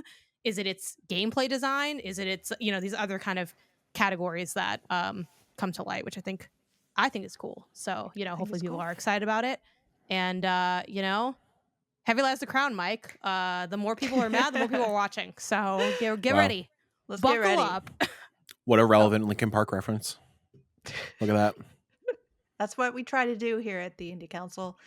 But for now, let's head over to topic of the show. And since we are running slightly long, It's very let's long. do just like our top game for this category, where the topic of the All right. show is going to be 7 out of 10 indies we love, like a 10 out of 10. Now, this category, this topic, was shouted out to us by Jenny Wyndham, who is not here to defend her own games, even though we love her. So we're going to plead our cases for our favorite underrated indie. And all of us had a kind of different approach to what this meant for us specifically. Um, but I want to shout out some of Jenny's, and it looks like Janet stole a lot of Jenny's. What? James It didn't have anything in here. it's What are you talking literally about? just no. You've like those are hers right next to your name, like the What? document that we are looking at. For me, at least, Yeah, mine's the formatting this is is like messed up. so boring inside baseball. Mine's empty. So I'll Yeah, mine's take empty. take your word for it. Wait, yours isn't empty, Mike. I can see yours. No. I probably just have to refresh it. Jenny's but- space is empty. Jenny's space is empty because it was lemon cake serial killers or serial cleaners and last meal, but those are now Oh. in Janet's space. So okay. If it was no. ever there, that was from me writing it and just hitting enter. Collusion. But yeah, Jenny never wrote in here, I don't think. Yeah. And I'm not trying to say she's a fake gamer, but I don't think she's played Lemon Cake, so I don't know. I don't. Oh no, Jenny, I'm sorry, you're not here. So I guess you must not have written lemon cake, cereal cleaners, or last meal. So Yeah, no, you're tripping. I don't know what's going on. that's a shame. That's too bad. Also, I do want to put out that Jenny, I don't know if this was Jenny or Janet, but one of them, probably Jenny, put Botany Manor on their list. That was Botany me. Manor is it's been well scored. It's really good. So y'all should go play it. But anyway, Janet, what's your top 7 out of 10 that you love as a 10 out of 10? Yeah, what a ride that was. Just pivoting gears. I guess if I only had to pick one, I would go Lemon Cake. It's the game that I keep coming back to. It's a game that I believe I actually just like bought it. I bought it on both PC and PS5. Like it had a physical edition via, I forget which publisher. One of the, obviously like not publisher, but one of the smaller like print places for like physical games, not limited run, but like another one. They had a release of it physical on PS5, and I was like, great, I'll get that. I can get the trophies. I love this game. It's so fun. The developer and publisher is Cozy Bee Games. They made other titles like Alchemy Story, Capybara Spa, the Ranch on Riverside. I forget if that. I believe that did come out last year. The Ranch on Riverside, but very much like sim style games, predominantly really cute games. I believe the developer is a solo developer, Eloise, who also streams on Twitch the development side of things and kind of showing the behind the scenes stuff. But what I love about this game is it is a cooking game where you run a bakery. That's basically it. It kind of evolves via a purchasable upgrades, kind of like skills tree style, where you earn money from running the bakery and then you can invest that money to make life in the bakery easier / increase your profits. So it's very number go up, leaning into that angle of the fun of gaming.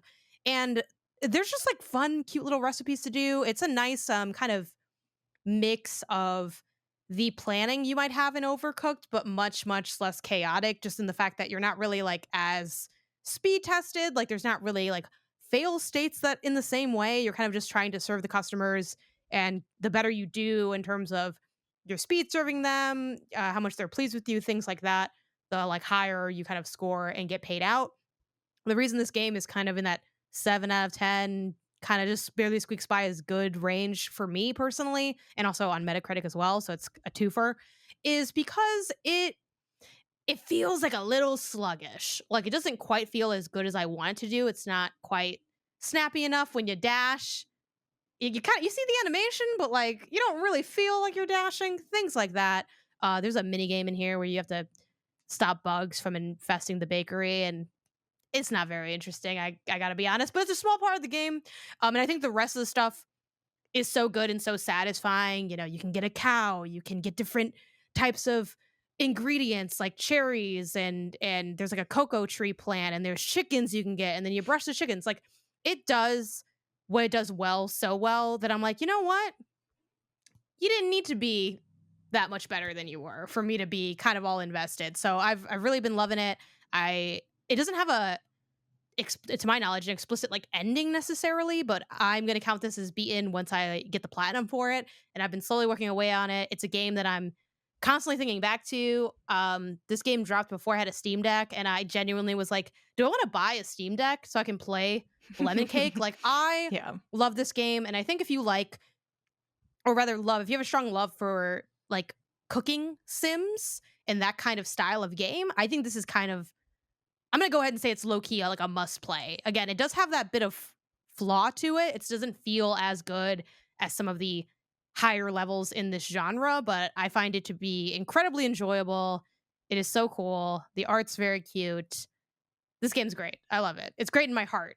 When I'm sitting and write a review, it's like it's a 7 out of 10. But it's a 7 out of 10 that I love, like a 10 out of 10 Yeah. game for me. It's What so about you, hard Jill? when you What do you have got? those personal conflicts where you're like, I know this game isn't at that level, but like I love it so much. And writing reviews becomes very difficult when you are at that. But my I have so many games under this category. I want to shout out Loot River. It Mm. is a kind of Souls-esque game, but also it's kind of Tetris at the same time, which is a fantastic mixture. And I just love any game that throws genre. Like, I love games that just blend genres to begin with. Like, genre benders are my favorite.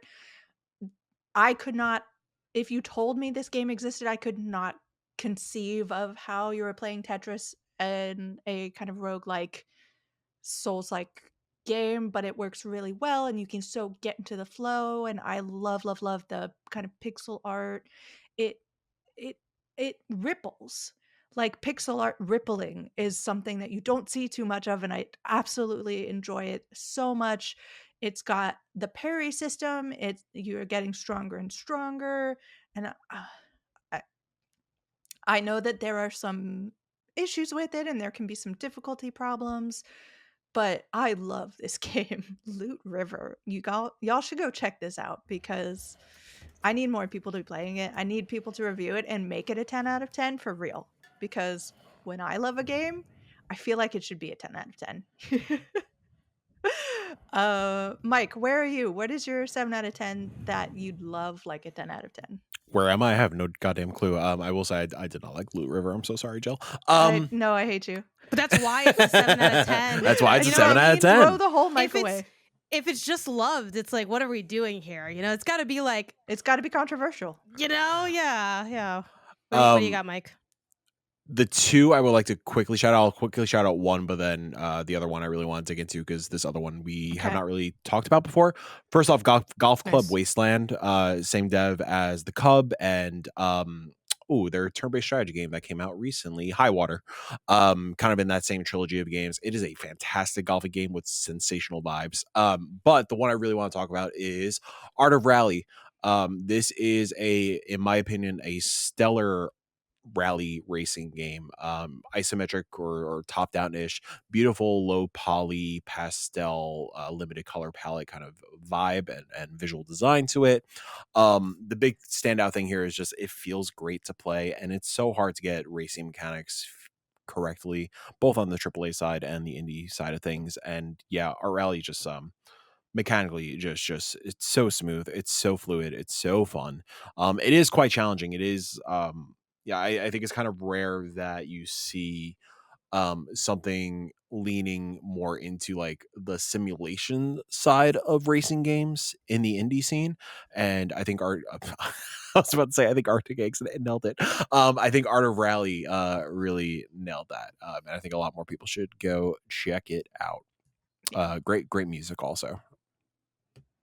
Well, Mike, I know that you have a time limit, and I want to Yes. be conscious of that. Do you want to jump out, and then we can ignore what you've been playing? Well, I want to hear about Mike's Arctic eggs, though. But like I he's don't know if put you a have the whole time to. picture of an egg in there, and like maybe I'll just put that in the doobly doo, which is a picture of eggs. No. He's talking a big smack about this game being good. I want to know what makes it good. Okay, I could Mike, tell us also, about Arctic Eggs very quickly. yeah. I mean, I also can't jump out because I'm the one that's in control of the Well, recording. I was gonna handle that. I've got you. I've got your back. But I don't now we think need to you hear about the eggs. physically can. I could. Can you? I can hack things now. All right. I got that in the skill tree. I'm good. Sure. Janet's wrong. Arctic Eggs is a very good video game. The concept is it's essentially it takes place in a post-apocalyptic land where all hell has broken loose and people are pretty much existing in like a nuclear winter of some sort of disaster where it's just cold out and people are just trying to survive, and like the delicacy of choice are these eggs, and your purpose as this kind of like ex-soldier that pretty much had his mind wiped, it seems like, and this is not spoilers, it is premise of the game. Your new purpose is to just go around and see if people are hungry and serve them various egg meals. So it's literally, can I offer you an egg in these trying times? Yes, 100%. It is a cooking sim to some extent, but the real appeal to the game is the characters and the conversations that you kind of come across. It is similar to like Umurangi Generation. It is one of the most punk rock games I have ever played, probably just in its themes and its dialogue and interesting interactions. So that is the big appeal, and as well as kind of the grungy look to it, the old school PSX aesthetic. Super great. The cooking sim mechanics, man, I know they ain't for everybody. They clicked for me. It was so satisfying flipping these eggs. And when you it eloquently ramps up in challenge and difficulty, where like you're not only balancing one egg, but you're balancing two eggs, maybe three eggs get tossed in the mix, maybe some anchovies get tossed into the mix, where you have to cook it until the little tin pops, then you have to pour them out of the tin. Maybe some cigarettes come into play, where you have to rush the cook before the cigarettes burn out. Then you're dealing with ice. You have to make sure you're balancing your ice and the ice is not melting in time, or it's melting too quickly and you have to cook in time. Yeah, the game rocks. I got super into it and at clearly sleep deprived at like 3 o'clock in the morning while I was just like vibing on the couch with this on my Steam Deck. Highly recommend bumping this to easy though. Because the cooking sim mechanics, well. yeah. So like in the beginning, it's manageable. After a while. In the beginning it's manageable. I would say like, so there's kind of like quote unquote biomes to the game where like there's the main quote unquote hub, but then you could like go into a nightclub, you go into a prison, and you're feeding all these folks. That main first biome, it's chill. You'll have a challenging but good time. But like once you start getting into like the separate areas and more elements come into play, bump it to easy. I really appreciate what the difficulty mechanic is. It just pretty much makes the pan deeper with bigger sides, lips, slopes. I don't know pottery terminology. Pans, whatever. That once I bumped it to easy, I had such a great time with it. So yeah, Arctic Eggs. I think it's like what, like $3. Play it. Yeah, it's pretty It's cheap. less than the not cost too of much. eggs. Yeah, less than the cost of eggs. Actually, is it? Because it's $10. How much are eggs? No, right? Eggs are like Eggs Eggs are a are lot. really expensive at this point. Let me look up eggs real quick. They're like nah, come on, $30, you can get like $40. Dude, Kroger $3.99. Kroger Ralph's. Inflation, it's wild. But it's still pretty cheap in terms of the cost of the game. $9.99. I couldn't handle the fact that like the eggs, the way they overlap, like mechanically, like it's hard to tell when like once you flip them, like they don't cook unless they're actually touching like unoverlapped. So I found Correct. like that Like real egg life. gauntlet at the end to be no, not in real life. It was in real life they would meld together. So I found that to I don't know be about that. my biggest mechanical gripe with the game was that I didn't actually mind too much the difficulty and how they're like, can you really egg? You know, I get it. Hey, do you But I'm even like, egg, bro? bro, I don't know if it's cooking or not. Like it's just like that part Yeah, I bugged will me. say the ending of the game, if you want to call it the boss of the game, Yeah. a little overwhelming. The egg And gauntlet. like the egg gauntlet. But yeah, no, I don't know. It's a good vibe. It's a good time.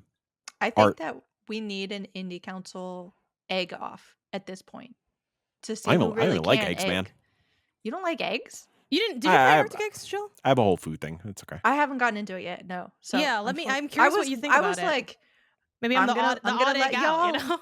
play the Arctic Eggs, and then both of you came out and were contradictory, and I didn't know how to feel about it. I play a lot of games, as we're going to talk about. The But thing is, you Mike, pick one of us to get angry at. That's what you're supposed to do. You know? It's like- Respectfully, I conceded, but clearly something is happening behind the scenes where maybe there will be a recount coming into play. So, you know, there's been a lot of election there's a puns lot in of this behind the episode. scenes Yeah. that's coming out right now. But yeah, let's let Mike head out, and I'm gonna let him trust me that everything's gonna be okay. So I could close this window and you're confident that things will be fine? Yeah, you go ahead and you just hit that button, and we're gonna figure it Okay. out. Oh, the button. Okay.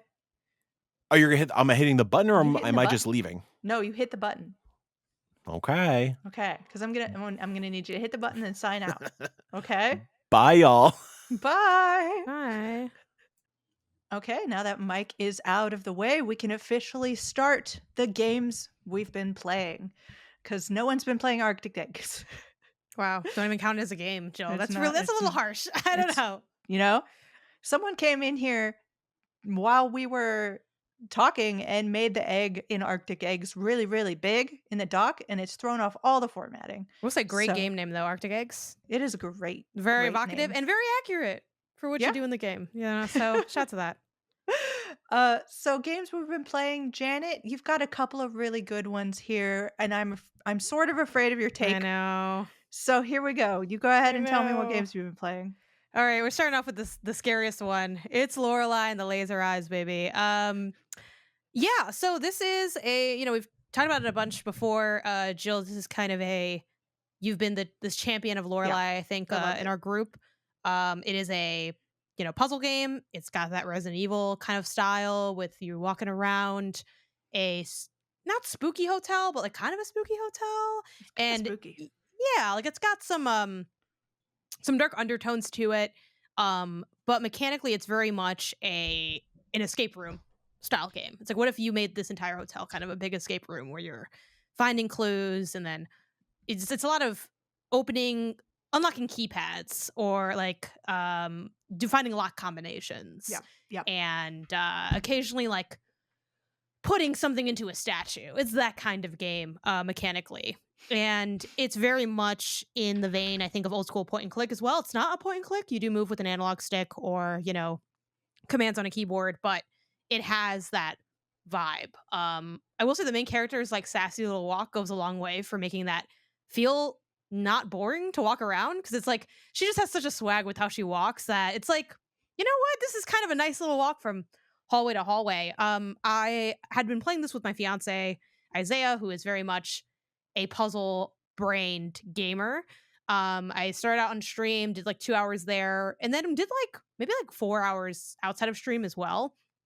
And really for me, it's just too hard. Like that's the thing. And I thought that might happen. I was suspicious for sure. It's just I think the thing that really broke me is that there are a lot of the puzzles are very much logic puzzles or sussing out a pattern puzzles.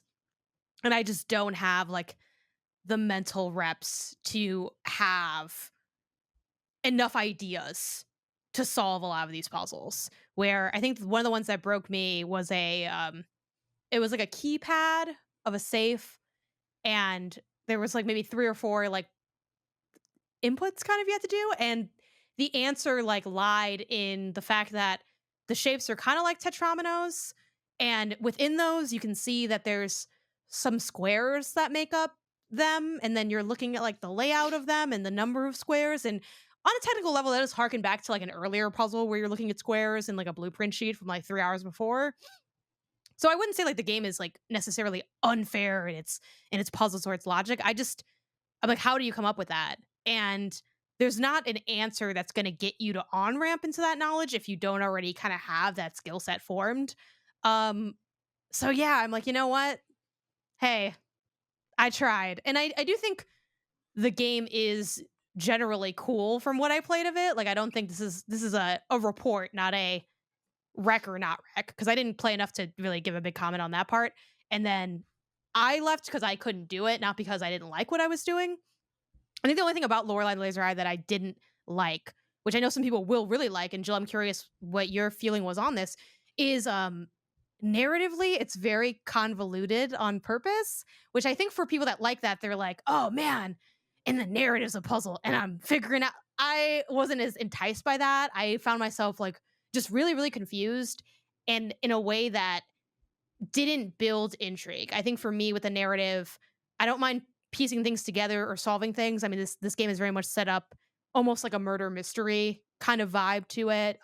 There's even like a Polaroid you get like right at the beginning of the game of like a person that was killed, so you know it's like whoa, something spooky happened. It's something strange, but yeah, I'm just like, wait, who am I and who is this and what is it? And I kind of gleamed bits of the story where I'm like, okay, it's this art guy and he's doing weird art, but then who am I? And then who's this other guy? Like I just couldn't really wrap my head around that either. So I think that's my only I would say it's a bit of a criticism of the game, but I also think it might be really up people's alley to have like a narrative structure that way. So I'd love to know what your feelings were in the narrative, because I feel like you've mostly talked gameplay, Jill. So Yeah. without spoiling it, how'd that hit for you?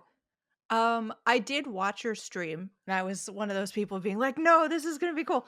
Um, it's funny watching Isaiah because you can watch Isaiah and know he's a puzzle person, and um, I think the confidence of knowing you're a Oh, puzzle and he beat person it goes. also. I'm sure it's so good. To be clear, Um, he did finish it I without me. think that is an important step to both the gameplay and the narrative of the game, because if you are open to the idea that you have a piece of a puzzle that you don't know what the puzzle looks like and you don't know when you're going to run into it, but you just have to trust that it'll be there, and when that trust is fulfilled is the moment that you feel all of that.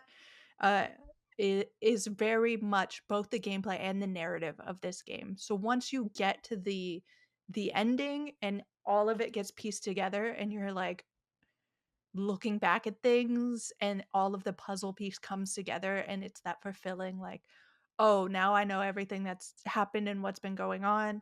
um I think narratively, the fact that it is structured like a puzzle game is actually a strength. So like, I know for you that that was a weakness of it, but I think you're right in that the people for whom this is the type of game they like, it really will go hard. Um, Also, I was watching. You were doing good. Like, there were moments like Yeah, that were is the one operative word. Is the for thing. the early tube puzzle, which gave you a map. Like, you were the one who got that answer, even though I'm like, y'all are overthinking this. Just look at it. You're gonna get it. Like, I love that situation where like me and my partner played this game as well. Um, and they're more mathy minded and I'm Mm. more history, art, spatial awareness kind of Well, it's like a minded. perfect combo for this game, 'cause that's like all the Yeah. game is. It's like math and world vibes, astrological signs. Uh-huh. So it's sort of like if you have that combination, that's great. And but I don't think that if I don't think that you won't be able to get through this game if you don't have those skill sets. You just have to be open to the idea that you're gonna, I No, get I it. don't think I get so. it. I don't That's think not what a lot so. of people think. Like, it might not be your jam. That might not be your thing. But Janet, I believe that if you were 100% like, "I'm gonna finish this game," you would get it.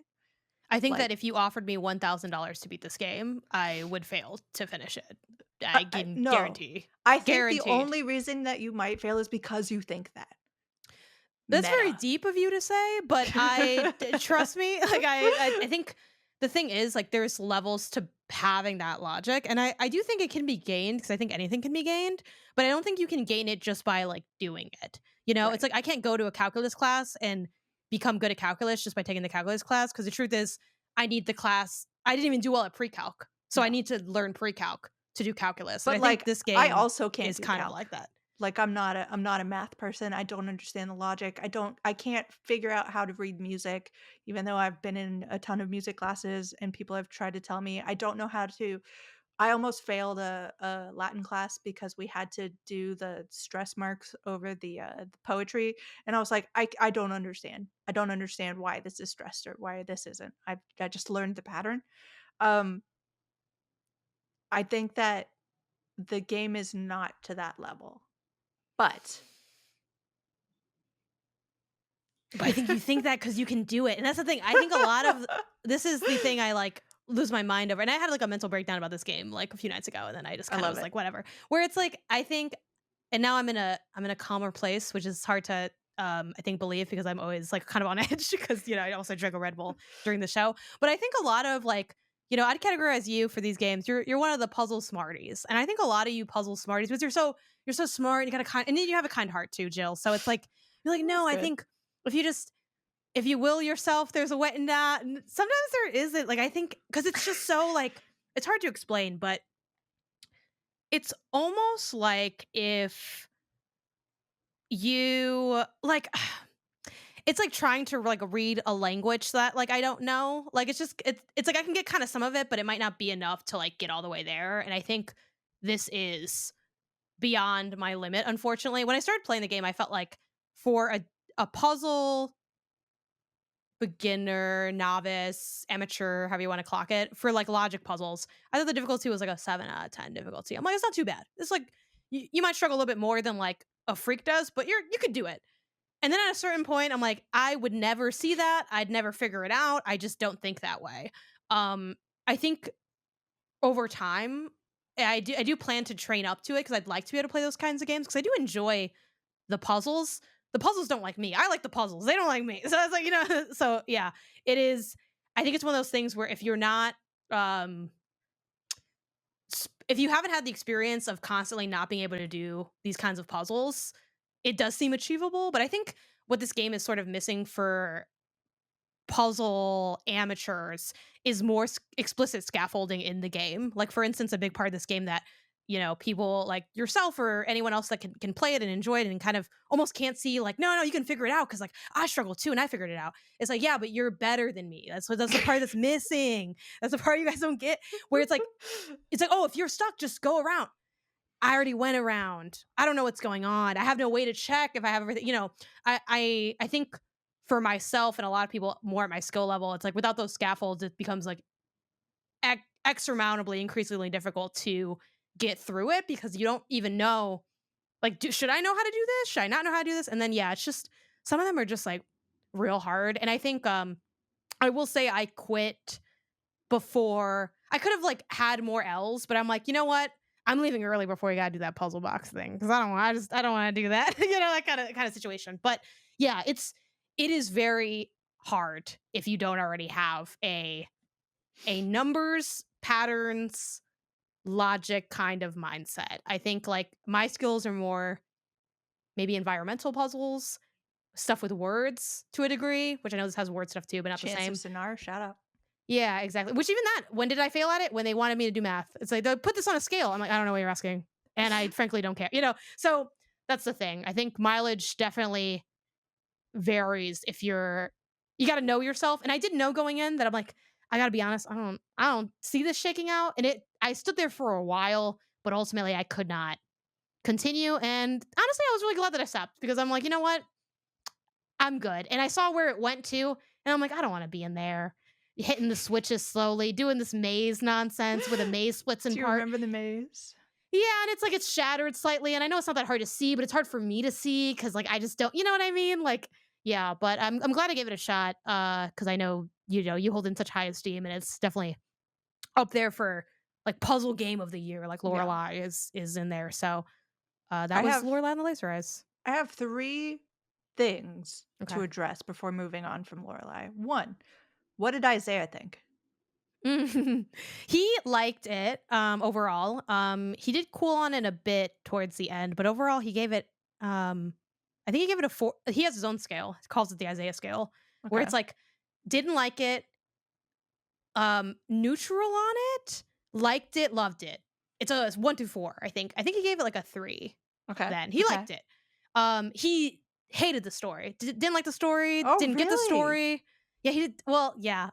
Didn't like the story, didn't get the story, and looked up the puzzle. At the end, not even spoilers, but he's like, towards the end, some of the puzzles require you to like get in touch with the lore, is what he had told me. And he's like, so for those, I just looked those up because I'm not gonna try to figure out the story. And I actually had looked up the story myself because I was curious, like, what are we? Who are we?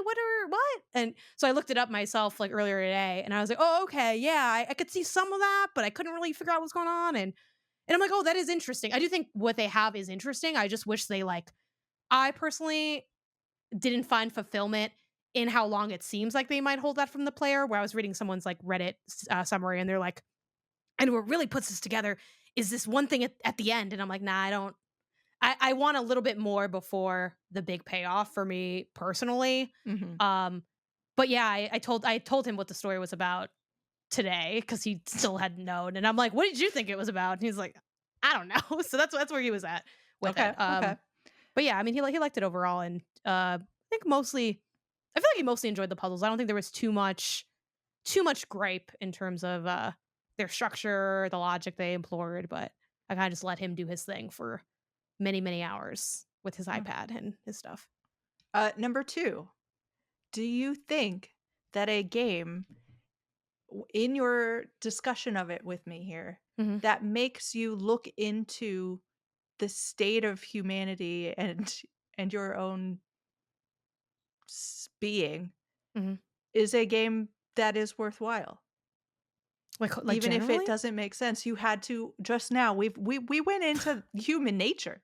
Like we had a real discussion just now. Do you think that a game that prompts that kind of conversation gets any kind of points for that? Like, is it still just Lorelai? This is why I couldn't solve the puzzles. I'm like, wait, what? What are you asking? Ask it again. I mean, the conversation we just had, a Yeah, piece of art has made you look at yourself in a way and reflect on your inner nature. Does that sure. make it a better or worse game in your mind? I don't think it makes it a better or worse game. I think it's neutral. I think it's a fun fact, and I think it's definitely something that could be pursued for deeper discussion, analysis, articles, videos, things like that. And I think that's some of the fun of playing games and interacting with them. Like I'm a big reviews person. I like just doing a lot of review content, my lists and all that, but there's certainly more to engage with than just like how good is thing.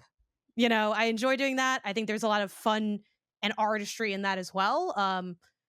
But yeah, it doesn't make the game better or worse in my book. I have my opinion on Lorelai and the Laser Eyes is very much like DNF to the umpteenth degree. It's like did not finish. And I don't think you need to finish the game to have an opinion, but like my opinion has not formed on this game because frankly, I just don't have the skill set to really take it apart yet. I think one day I might, but it's much like, I can't think of a good indie example for this, but God, what would be a good indie example? Like even like our Mike is really big into the Art of Rally game or Mhm. is it Art of Rally or is it Yeah, Art of Rally, okay, you got it. Art of Rally.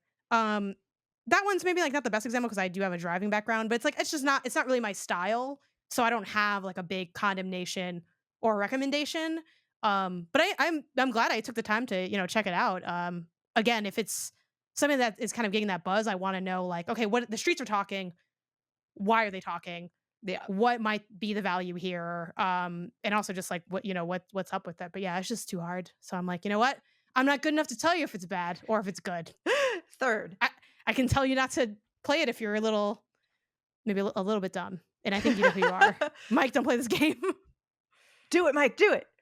Third, I absolutely wanna watch if you end up doing, like, the Oh, the training training? Yeah, the I mean, training to I Lorelai. do believe I do I believe love that it it. can be done, but, yeah, and, there's other puzzle games as well that are beyond my scope. I mean, this is why I felt so burned by Animal Well and the only reason Animal Well is a game I have more of an opinion on is because a lot of my failure was so at the end that it's like, "Ah, it's fine. I'll just kinda, guide my way through the end and like, hey, whatever."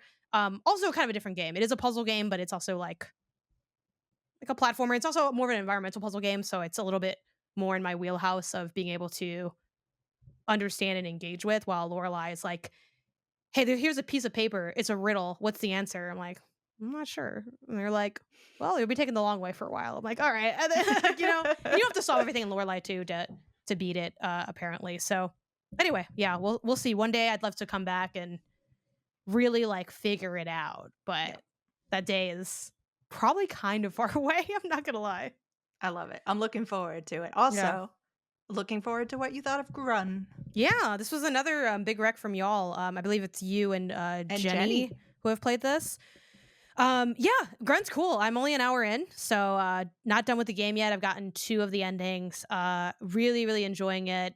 Grunt is, as you all alluded to before, definitely one of those games where it's like the less you know, like it's the excitement. So if you are someone who wants to maintain the mystique, just jump ahead to where you mostly hear Jill's voice talking about the first game Jill plays.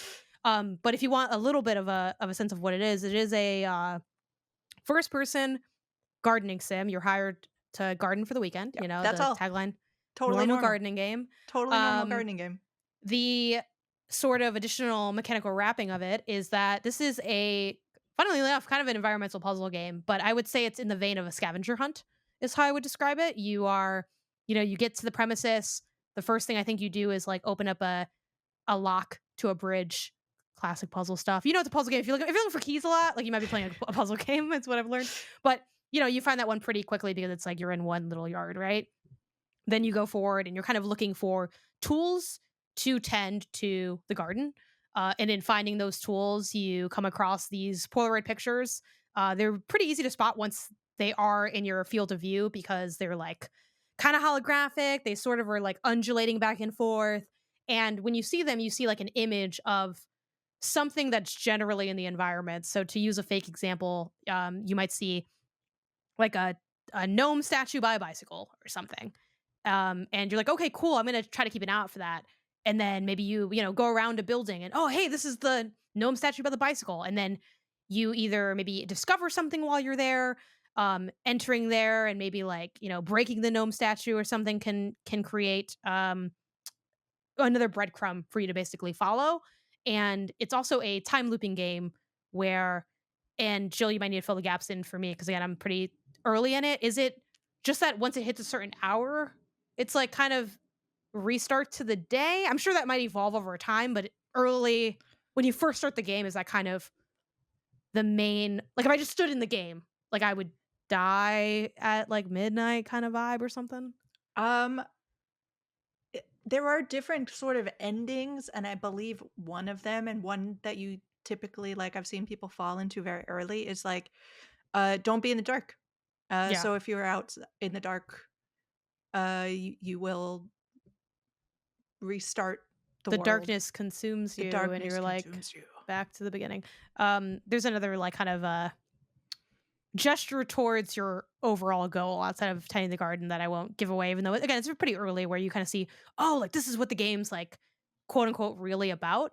Um, but yeah, it's very fun because it has a lot of aspects of surrealism put into it, and I think it leans into sort of like that mundane horror almost. It's not a horror game, but it's not a horror game. Like it Yeah. does have a little bit of a, dramatic music note. Oh my god, you got surprised, that kind of thing. But I think it's horror in some of its environmental layout. There's a moment where it's like I'm walking through like a crop field and man, it feels like that field doesn't end, or it's like, oh my god, I saw someone. Who's that? That's kind of scary. Or even just like the art of the people. The people are like really messed up looking. They got Really like, messed up. You don't wanna look them in the eyes, it's you like know?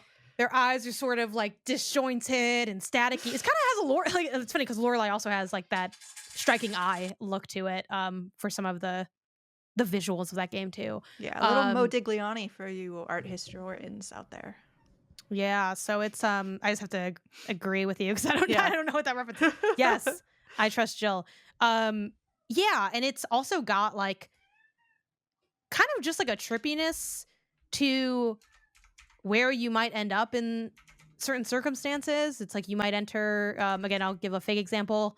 It's like, oh, maybe you enter a shed and the shed is like way bigger on the inside than you think it is. And it's like, whoa, like there's something kind of, you know, unnatural and odd happening here. I mean, that's kind of also gleaned by the fact that you're freaking stuck in like this time loop, but they're kind of leaning on all that different stuff. And like Jill said, there's multiple endings. So I've gotten 2 of the endings, but they're endings like end state endings. I mean, I know there's also like an ending to like you beat the game ending kind of Mhm. you did everything in the game as well, I'm guessing, but there's It's not the actual, like, the ending is not the 100% ending. I actually haven't gotten that yet because I still have a couple oh, endings to hit. So, okay. Is there an ending that feels like it's related to finishing the game? That sounds like dumb to yes. ask, but like okay. Yes. So there is like maybe a you beat the game ending. Like, you feel like you roll credits and Yeah. you've figured out the narrative and all of that jazz. Yeah. There is Okay, a sort of cool. ending like that. Yeah. So yeah, I've gotten 2 of them so far, just in my first hour. I think the how long to beat is listed at like 2-ish hours. The completionist is like a 5 or 6. But yeah, it's really, really fun. Strange, but still relaxing. So I'm really liking Grun a bunch. So I'm really glad I'm checking it out. And we'll see. I'm kind of scoping out who's gonna make my final top 10 of the year regular degular. And then of course there's like our top 10s for the indie council too. So yeah, I'm not gonna lie. I'm looking for somebody to knock out some of those lower end games because I'm like, you're here, but like I kind of want to put something spicier here. Like, how good was that Zelda game? It was just kind of alright, right? It's like I Uh-huh, kind of want uh-huh. to, I want to get some zest up there, and I don't know if Grun is that zest, but I'm super intrigued. I'm really, really, really enjoying it. I'm playing on Steam Deck. But yeah, so thanks for the rec. Yeah, 100%.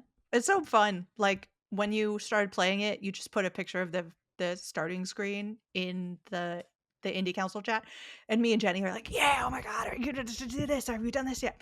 And that's always a really fun experience, especially uh, when you have someone you know is playing a game that's like this, where you can't talk to them about it until they've played it because you don't want to ruin anything. Uh, so I'm excited for you to get to the end of that and see what's going on. Yeah, same.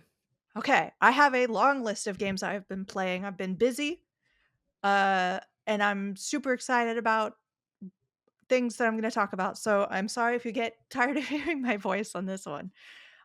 First, I want to shout out Toads of the Bayou.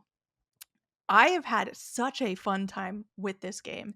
It is a kind of okay, it is a game that is making me question my identity as a gamer because for the longest time I would not have told you that I'm a fan of strategy games really. Mhm.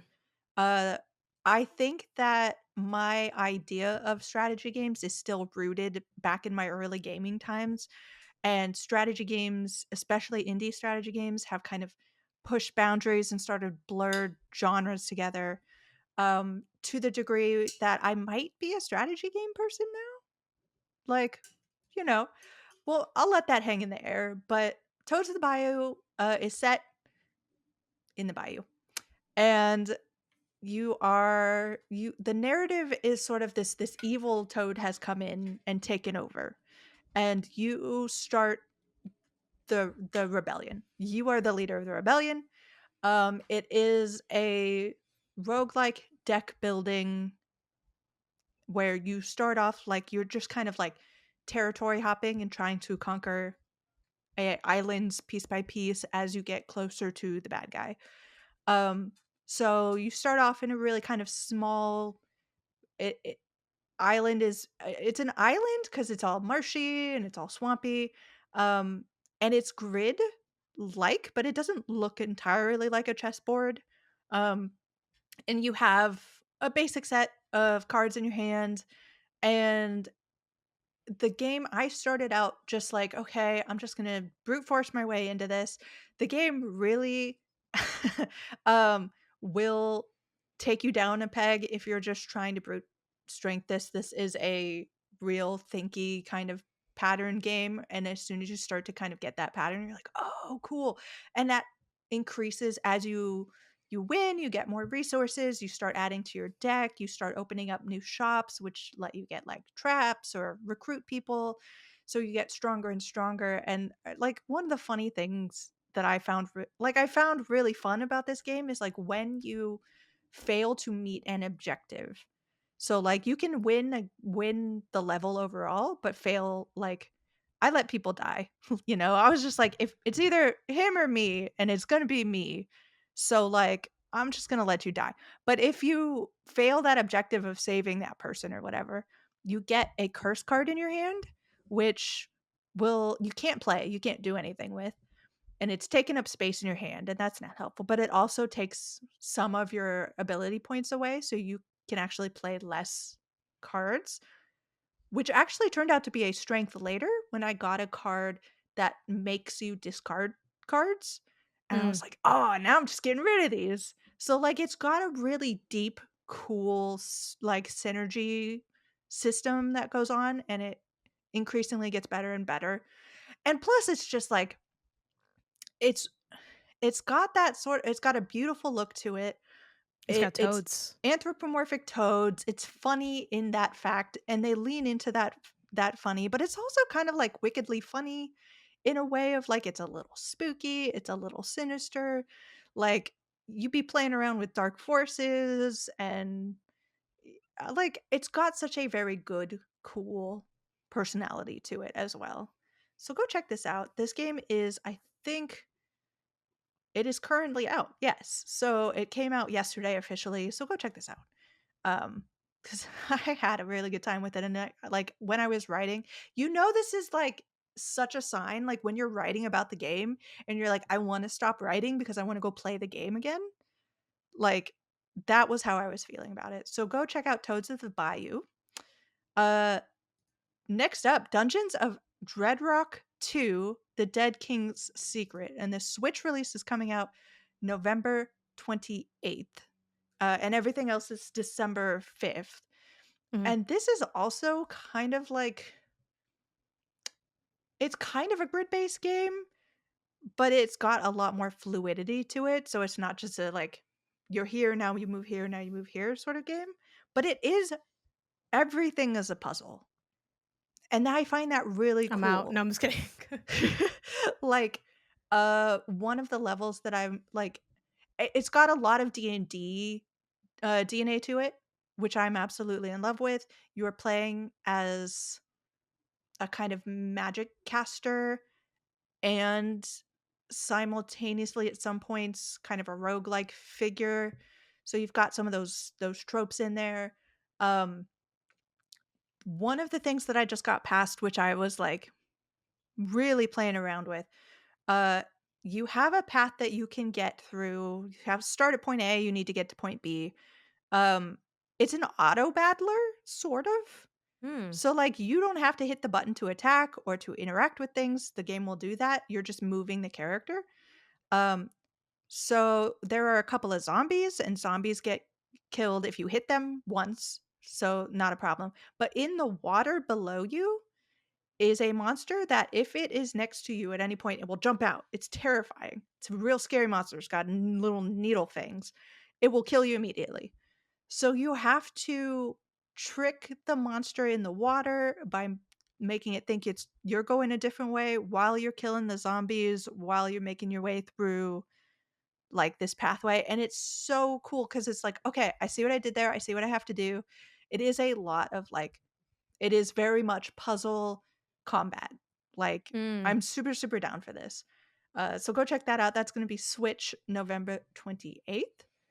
Another game I'm super, super high on, Bloodletter, is a game that I found on Blue Sky, and Okay. it's on, Blue Sky mentioned. it's itch.io. So it is currently in development. It is super bare bones. It has no fat on it. Um, I am so excited to see where it goes. But even in its current state, it is really hard to put down. It combines a lot of things. Another card game. It is medieval based, which I love a good medieval game. So you are playing like this healer, the quote unquote bloodletter, and people are coming to you, and essentially you have to deal with both their purity and their health. And all the cards that you're getting will either be like you can heal them minus purity, you can make them believe in you so that their purity stays up, you can give them a sickness to make them believe in you. Like there's all kinds of synergies going on, and you just like keep playing until you either save the village or you kill so many of them that you, I assume, get run out of town or died. But it's so hard to put down because like when you're done, you all these people come up to you, you try to heal them, end of the round, however many villagers you have, they give you kind of upgrade options. But if they die, your upgrade options start to limit. And it's such a cool way to do that. So keep that in mind. Bloodletter, really, really into it. I think that is where I'm gonna cross the line into like super, super positive. So next one I want to talk about, Stray has a Switch release. Let me see. It The is cat is back. The Cat is back. It's coming out on Switch, everybody. You should go check that out. Also, just really quick, wow, you can play Bloodletter just in browser Yeah, too. just in browser. Yeah. It's really cool. But you were saying Okay. about the Switch release? Switch release yesterday. So you can go pick this up right now. I love Stray. I loved it when it first came out. I have cats, so just watching the mannerism of this cat and being a silly cat self is a lot of fun. The thing about Stray, the gameplay is not that punishing, technically speaking. So that navigates onto the Switch pretty well. Um, this is not the way that I would recommend people play this game. If Mm. you have nothing but the Switch, sure. I'm not going to say don't play it, but like looking at the cat is hard sometimes. Like Wow. like the rendered cutscenes, lovely. Pretty, very lovely.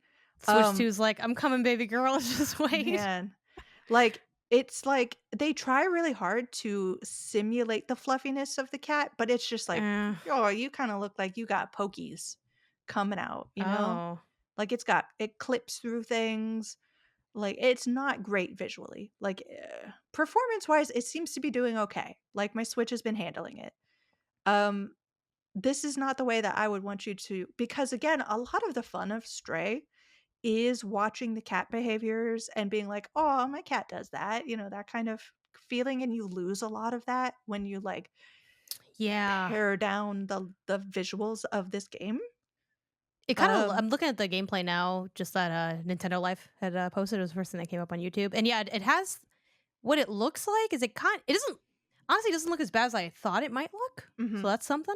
But it does look like if this was running on a PC or a higher powered console, you'd be waiting for it to like load in. It feels like it's not done creating the Yeah. textures. Yeah. That's like the Like look it that it gets a has. little better once you get into the city, and they're a lot more robotic, a lot more like clean lines and non-organic things. But when you're in the beginning with like your group of cats, ugh, that's real harsh. Um, but yeah, Stray is out on Switch. So if you've not played it and you only have a Switch and that's the only place you can play it, go check it out. Yeah. Sorry, we're closed. I got farther into the story and I have attempted the combat. Um, I enjoy the creativity of the combat and the way that you can play around with it. I'm not sure that I'm it's going to scared. be a what? I'm scared. I'm not sure that I will be able to overcome the clunkiness, the cumbersomeness mm. of the combat. Again, sorry we're closed. Conceptually, I love it. I love the beauty of it. I love the out there-ness of it. Uh, I'm all in for that. It is a another RE like of the year, so that trend continues, and the combat very kind of like, Crow Country is limited because it is trying to emulate that sort of style of gameplay. They do a little bit for the combat being in first person and making it a little easier that way, but yeah, it was a little rough for me. And I when you get it correct, because there is a mechanism where you can trigger your, like, your third eye powers, and you can see the heart of a creature, and if you just bang, bang, bang, you hit it right on, you feel so cool, you know? You're like, "Yeah, I got it." But if you just miss one time, you're gonna have a hard time, because then you have to, like, back out, and you have to kind of run away, and then you have to reset yourself, and you have to look at the right place again and get your weapon back out, and it's just not the kind of gameplay that I wish it had. But still very much worth picking up. I feel like I'm talking so much. I'm sorry, everybody, No, no, but you're good. Are you gonna finish it, do you think? I I I I might, but it might be a game that I put on hold for, like, I need to do 1,000 times resist. Jenny's gonna kill me if I don't finish that before the end of year Yeah, I've really been discussions. dragging that out. So, I'm gonna jump into that before I finish anything else, but, Trash Goblin is a very like, it's early access. So, I'm I'm also keeping scared. No. no, no, no. I'm I mean, keeping like, that in mind. this is your job. Just, it's okay. But I'm like, like, literally, like, this is like, and it's fine. This, you play enough games. It's like, isn't they all go and bang. It's fine. But it's like, this is just because I wish list a lot of games, because if I don't have time to feel like I want to accept a code, I'm like, you know what? I'm at least gonna wish list it. Maybe I come back, whatever. This has been like, oh, the wish lists are dropping left and right. Like, Yeah. anyway, Keep what? keep Tell me about Trash this game. Goblin on your wish list. Okay, Um, it is but my hesitation is that it's still in development. It's very sure. much still in development. Um, but all of the pieces are there. I can see where this game can come together and be a really rockin', really fun sort of game. But for anyone who doesn't know, Trash Goblin is a mixture of shopkeeping game and a sort of like power wash sim, essentially. You are a goblin and you are running a kind of trinket selling shop, and your days consist of segments of time, which I think is a very smart way to do this, where cleaning something takes a segment. Uncovering something takes a segment. So like you can take as long as you want scrubbing and feeling that meditative vibe. And I love love love the meditative vibe of this game. And you don't have to worry that you have to rush back to the shop because the customer line is growing long or whatever. Like once you're in that segment of time, that's what you're doing, nothing else is happening. So I really really appreciate that. I love the mechanic for getting the trinkets. The kind of conceit there is that someone is dropping off like a bag of some dirt they've pulled out of the ground, and you have to kind of do the archaeological work of finding, uncovering what's inside of it. That's a lot of fun. That's kind of light puzzly and, like, again, meditative, and I really really like that. Once you have something, say it's like a cup or something, then a customer can show up behind you and they're like, "Hey, I'm looking for a cup. Do you happen to have anything?" And you're like, "I just happen to have one right here," and you get money. And that's kind of how the game goes. Once you get money, they have a system right now for buying things, and the game says that they're going to be upgrades and tools and that sort of thing. Right now, it's just buying, like, you can buy a shelf and put stuff on the shelf, and I'm like, "Okay, this I thought we might get a little more mechanical stuff here," but Mm-hmm. I think that's to do with being in development. So when I suspect when it's more fully developed, you will get that, like, make money, get the thing to do the thing to Yeah, like, like the that I really progression like. cycle. Yeah. So I think that's going to be Yeah, I know. I'm Uh, looking through the I Steam know, reviews, and which I did for yeah, actually a couple of games that you've mentioned, just to see, when I haven't played them, I'm like, well, what's is there like a question I could ask you that speaks to right.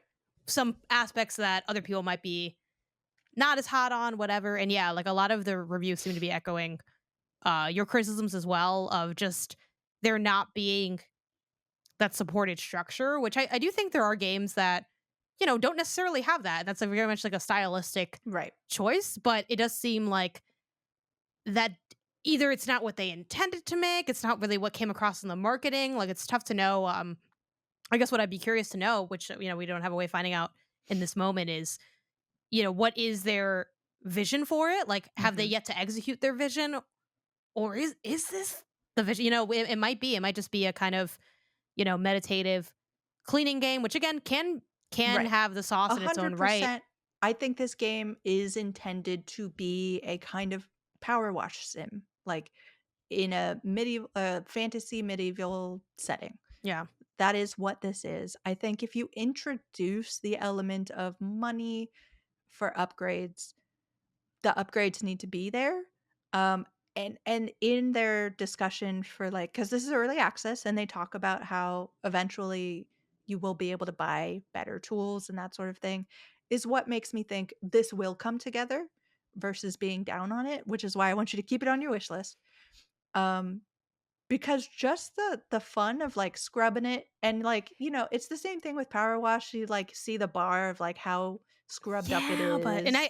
I haven't played it. You're the only one that's played it between the two of us. So obviously there's way more weight on your take on it. I do think you're right. It's early. I do think it's tough to hold hope because I think maybe we've been spoiled with some banger early access titles where it's like it's basically ready now. So, but I do think looking at the roadmap, I think my thing, and I don't want to say this to like absolve it of any shortcomings it might have. I think I didn't get what this game was. I think seeing it at Wholesome might be the first place I saw it at, honestly.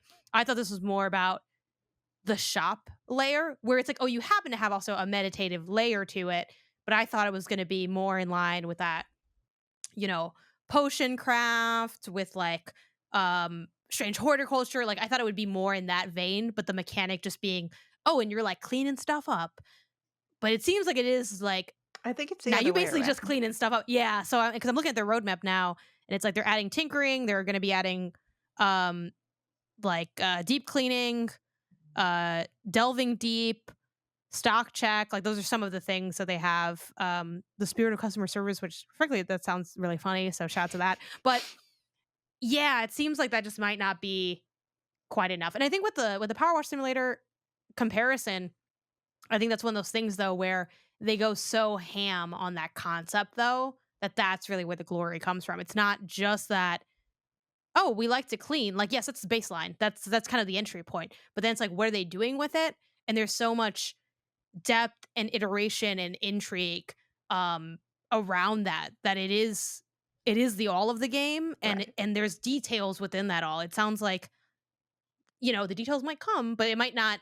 I think it sounds like it's a game that's kind of a little bit caught in the middle where if it's aiming to be, and this is the thing too, Power Simulator, it's just basically that. There are customers, but it's not like you're like seeing them, interacting with them. I think the way this is layered currently, it does feel like the setup doesn't quite, I think, highlight what seems to be more of the focus. But I definitely yeah, think we'll see. they'll We'll see. get I think they'll get to a better place. I'm gonna definitely keep an eye on this. I also really like the humor in the game as well. Like some of the personality of this game is a lot of fun. So like you get customers coming in and they'll be like, um, there's one I can't remember what it was. It's a small creature it's a mushroom. It's a small mushroom that keeps coming back asking for things in an amorous um like mode, like they're coming in and asking for help with amorous situations, and they're asking you for things like they don't connect them, but like because you know the situation, it's like they've asked you for a magnifying glass, and you're like, oh, and then they come back and they ask you for like um Oh, I forgot what the second thing was that they asked for, but it's all sort of things that you're like, what are you doing with this object, sir?" Like, so the kind of implication of what's going on with these people's lives, I think you're going to start to care about. So, like, I have a lot of faith in this, but at the moment, like, it's not a game that I'm gonna come out here and be like, "Y'all need to be playing this. It's ready to go right now." No, it's still very much uh in development, so keep an eye out. Uh, Quick shout outs for the next two. Lake of Creatures is a ridiculous roguelike where like something's wrong with the creatures. There's some kind of biohazard or something going on. And you're just going around shooting fish. Essentially. You shoot fish with the big old buggy eyes, and then you try to catch fish with tiny little normal eyes. Um, and it works just, kind of like a normal roguelike, and it's a silly, fun game to go and check out. Last but not least, I want to shout out Towers of Agaspa. Agaspa. I can never say it correctly. Kind of very typical what you'd think of as a open world survival game. I love the setting, I love the characters, I love the visuals. Within the first 5 minutes, I got stuck under a boat and I died. So, mechanically speaking, we've still got a lot to go here. But if they can kind of sand down those rough corners, this could be a really cool game, especially since I love this sort of game. But at Hmm. the moment, it is rough. So, I think I made it through my entire list, Janet. You had to sit there and listen to me for like 20 whole minutes. That's not really that long of a time. I mean, it's a lot of games, so I hope everybody is feeling good and not tired of my voice yet. But I think, unless someone wants to jump in, like Mike just jumps in from the other room somehow and it's like, no, I want to say something. I think that's the end of this week's council. Thank you, Janet, for making it all the way to the end. You and me together as a yeah, team. hand We in did it. hand. Let's go. Thank you to everybody who has finished viewing this. We're on Spotify and Apple Podcasts, though I'm uncertain with Jenny being out at the moment how quickly this will get up in audio form. Um, but we'll try our best.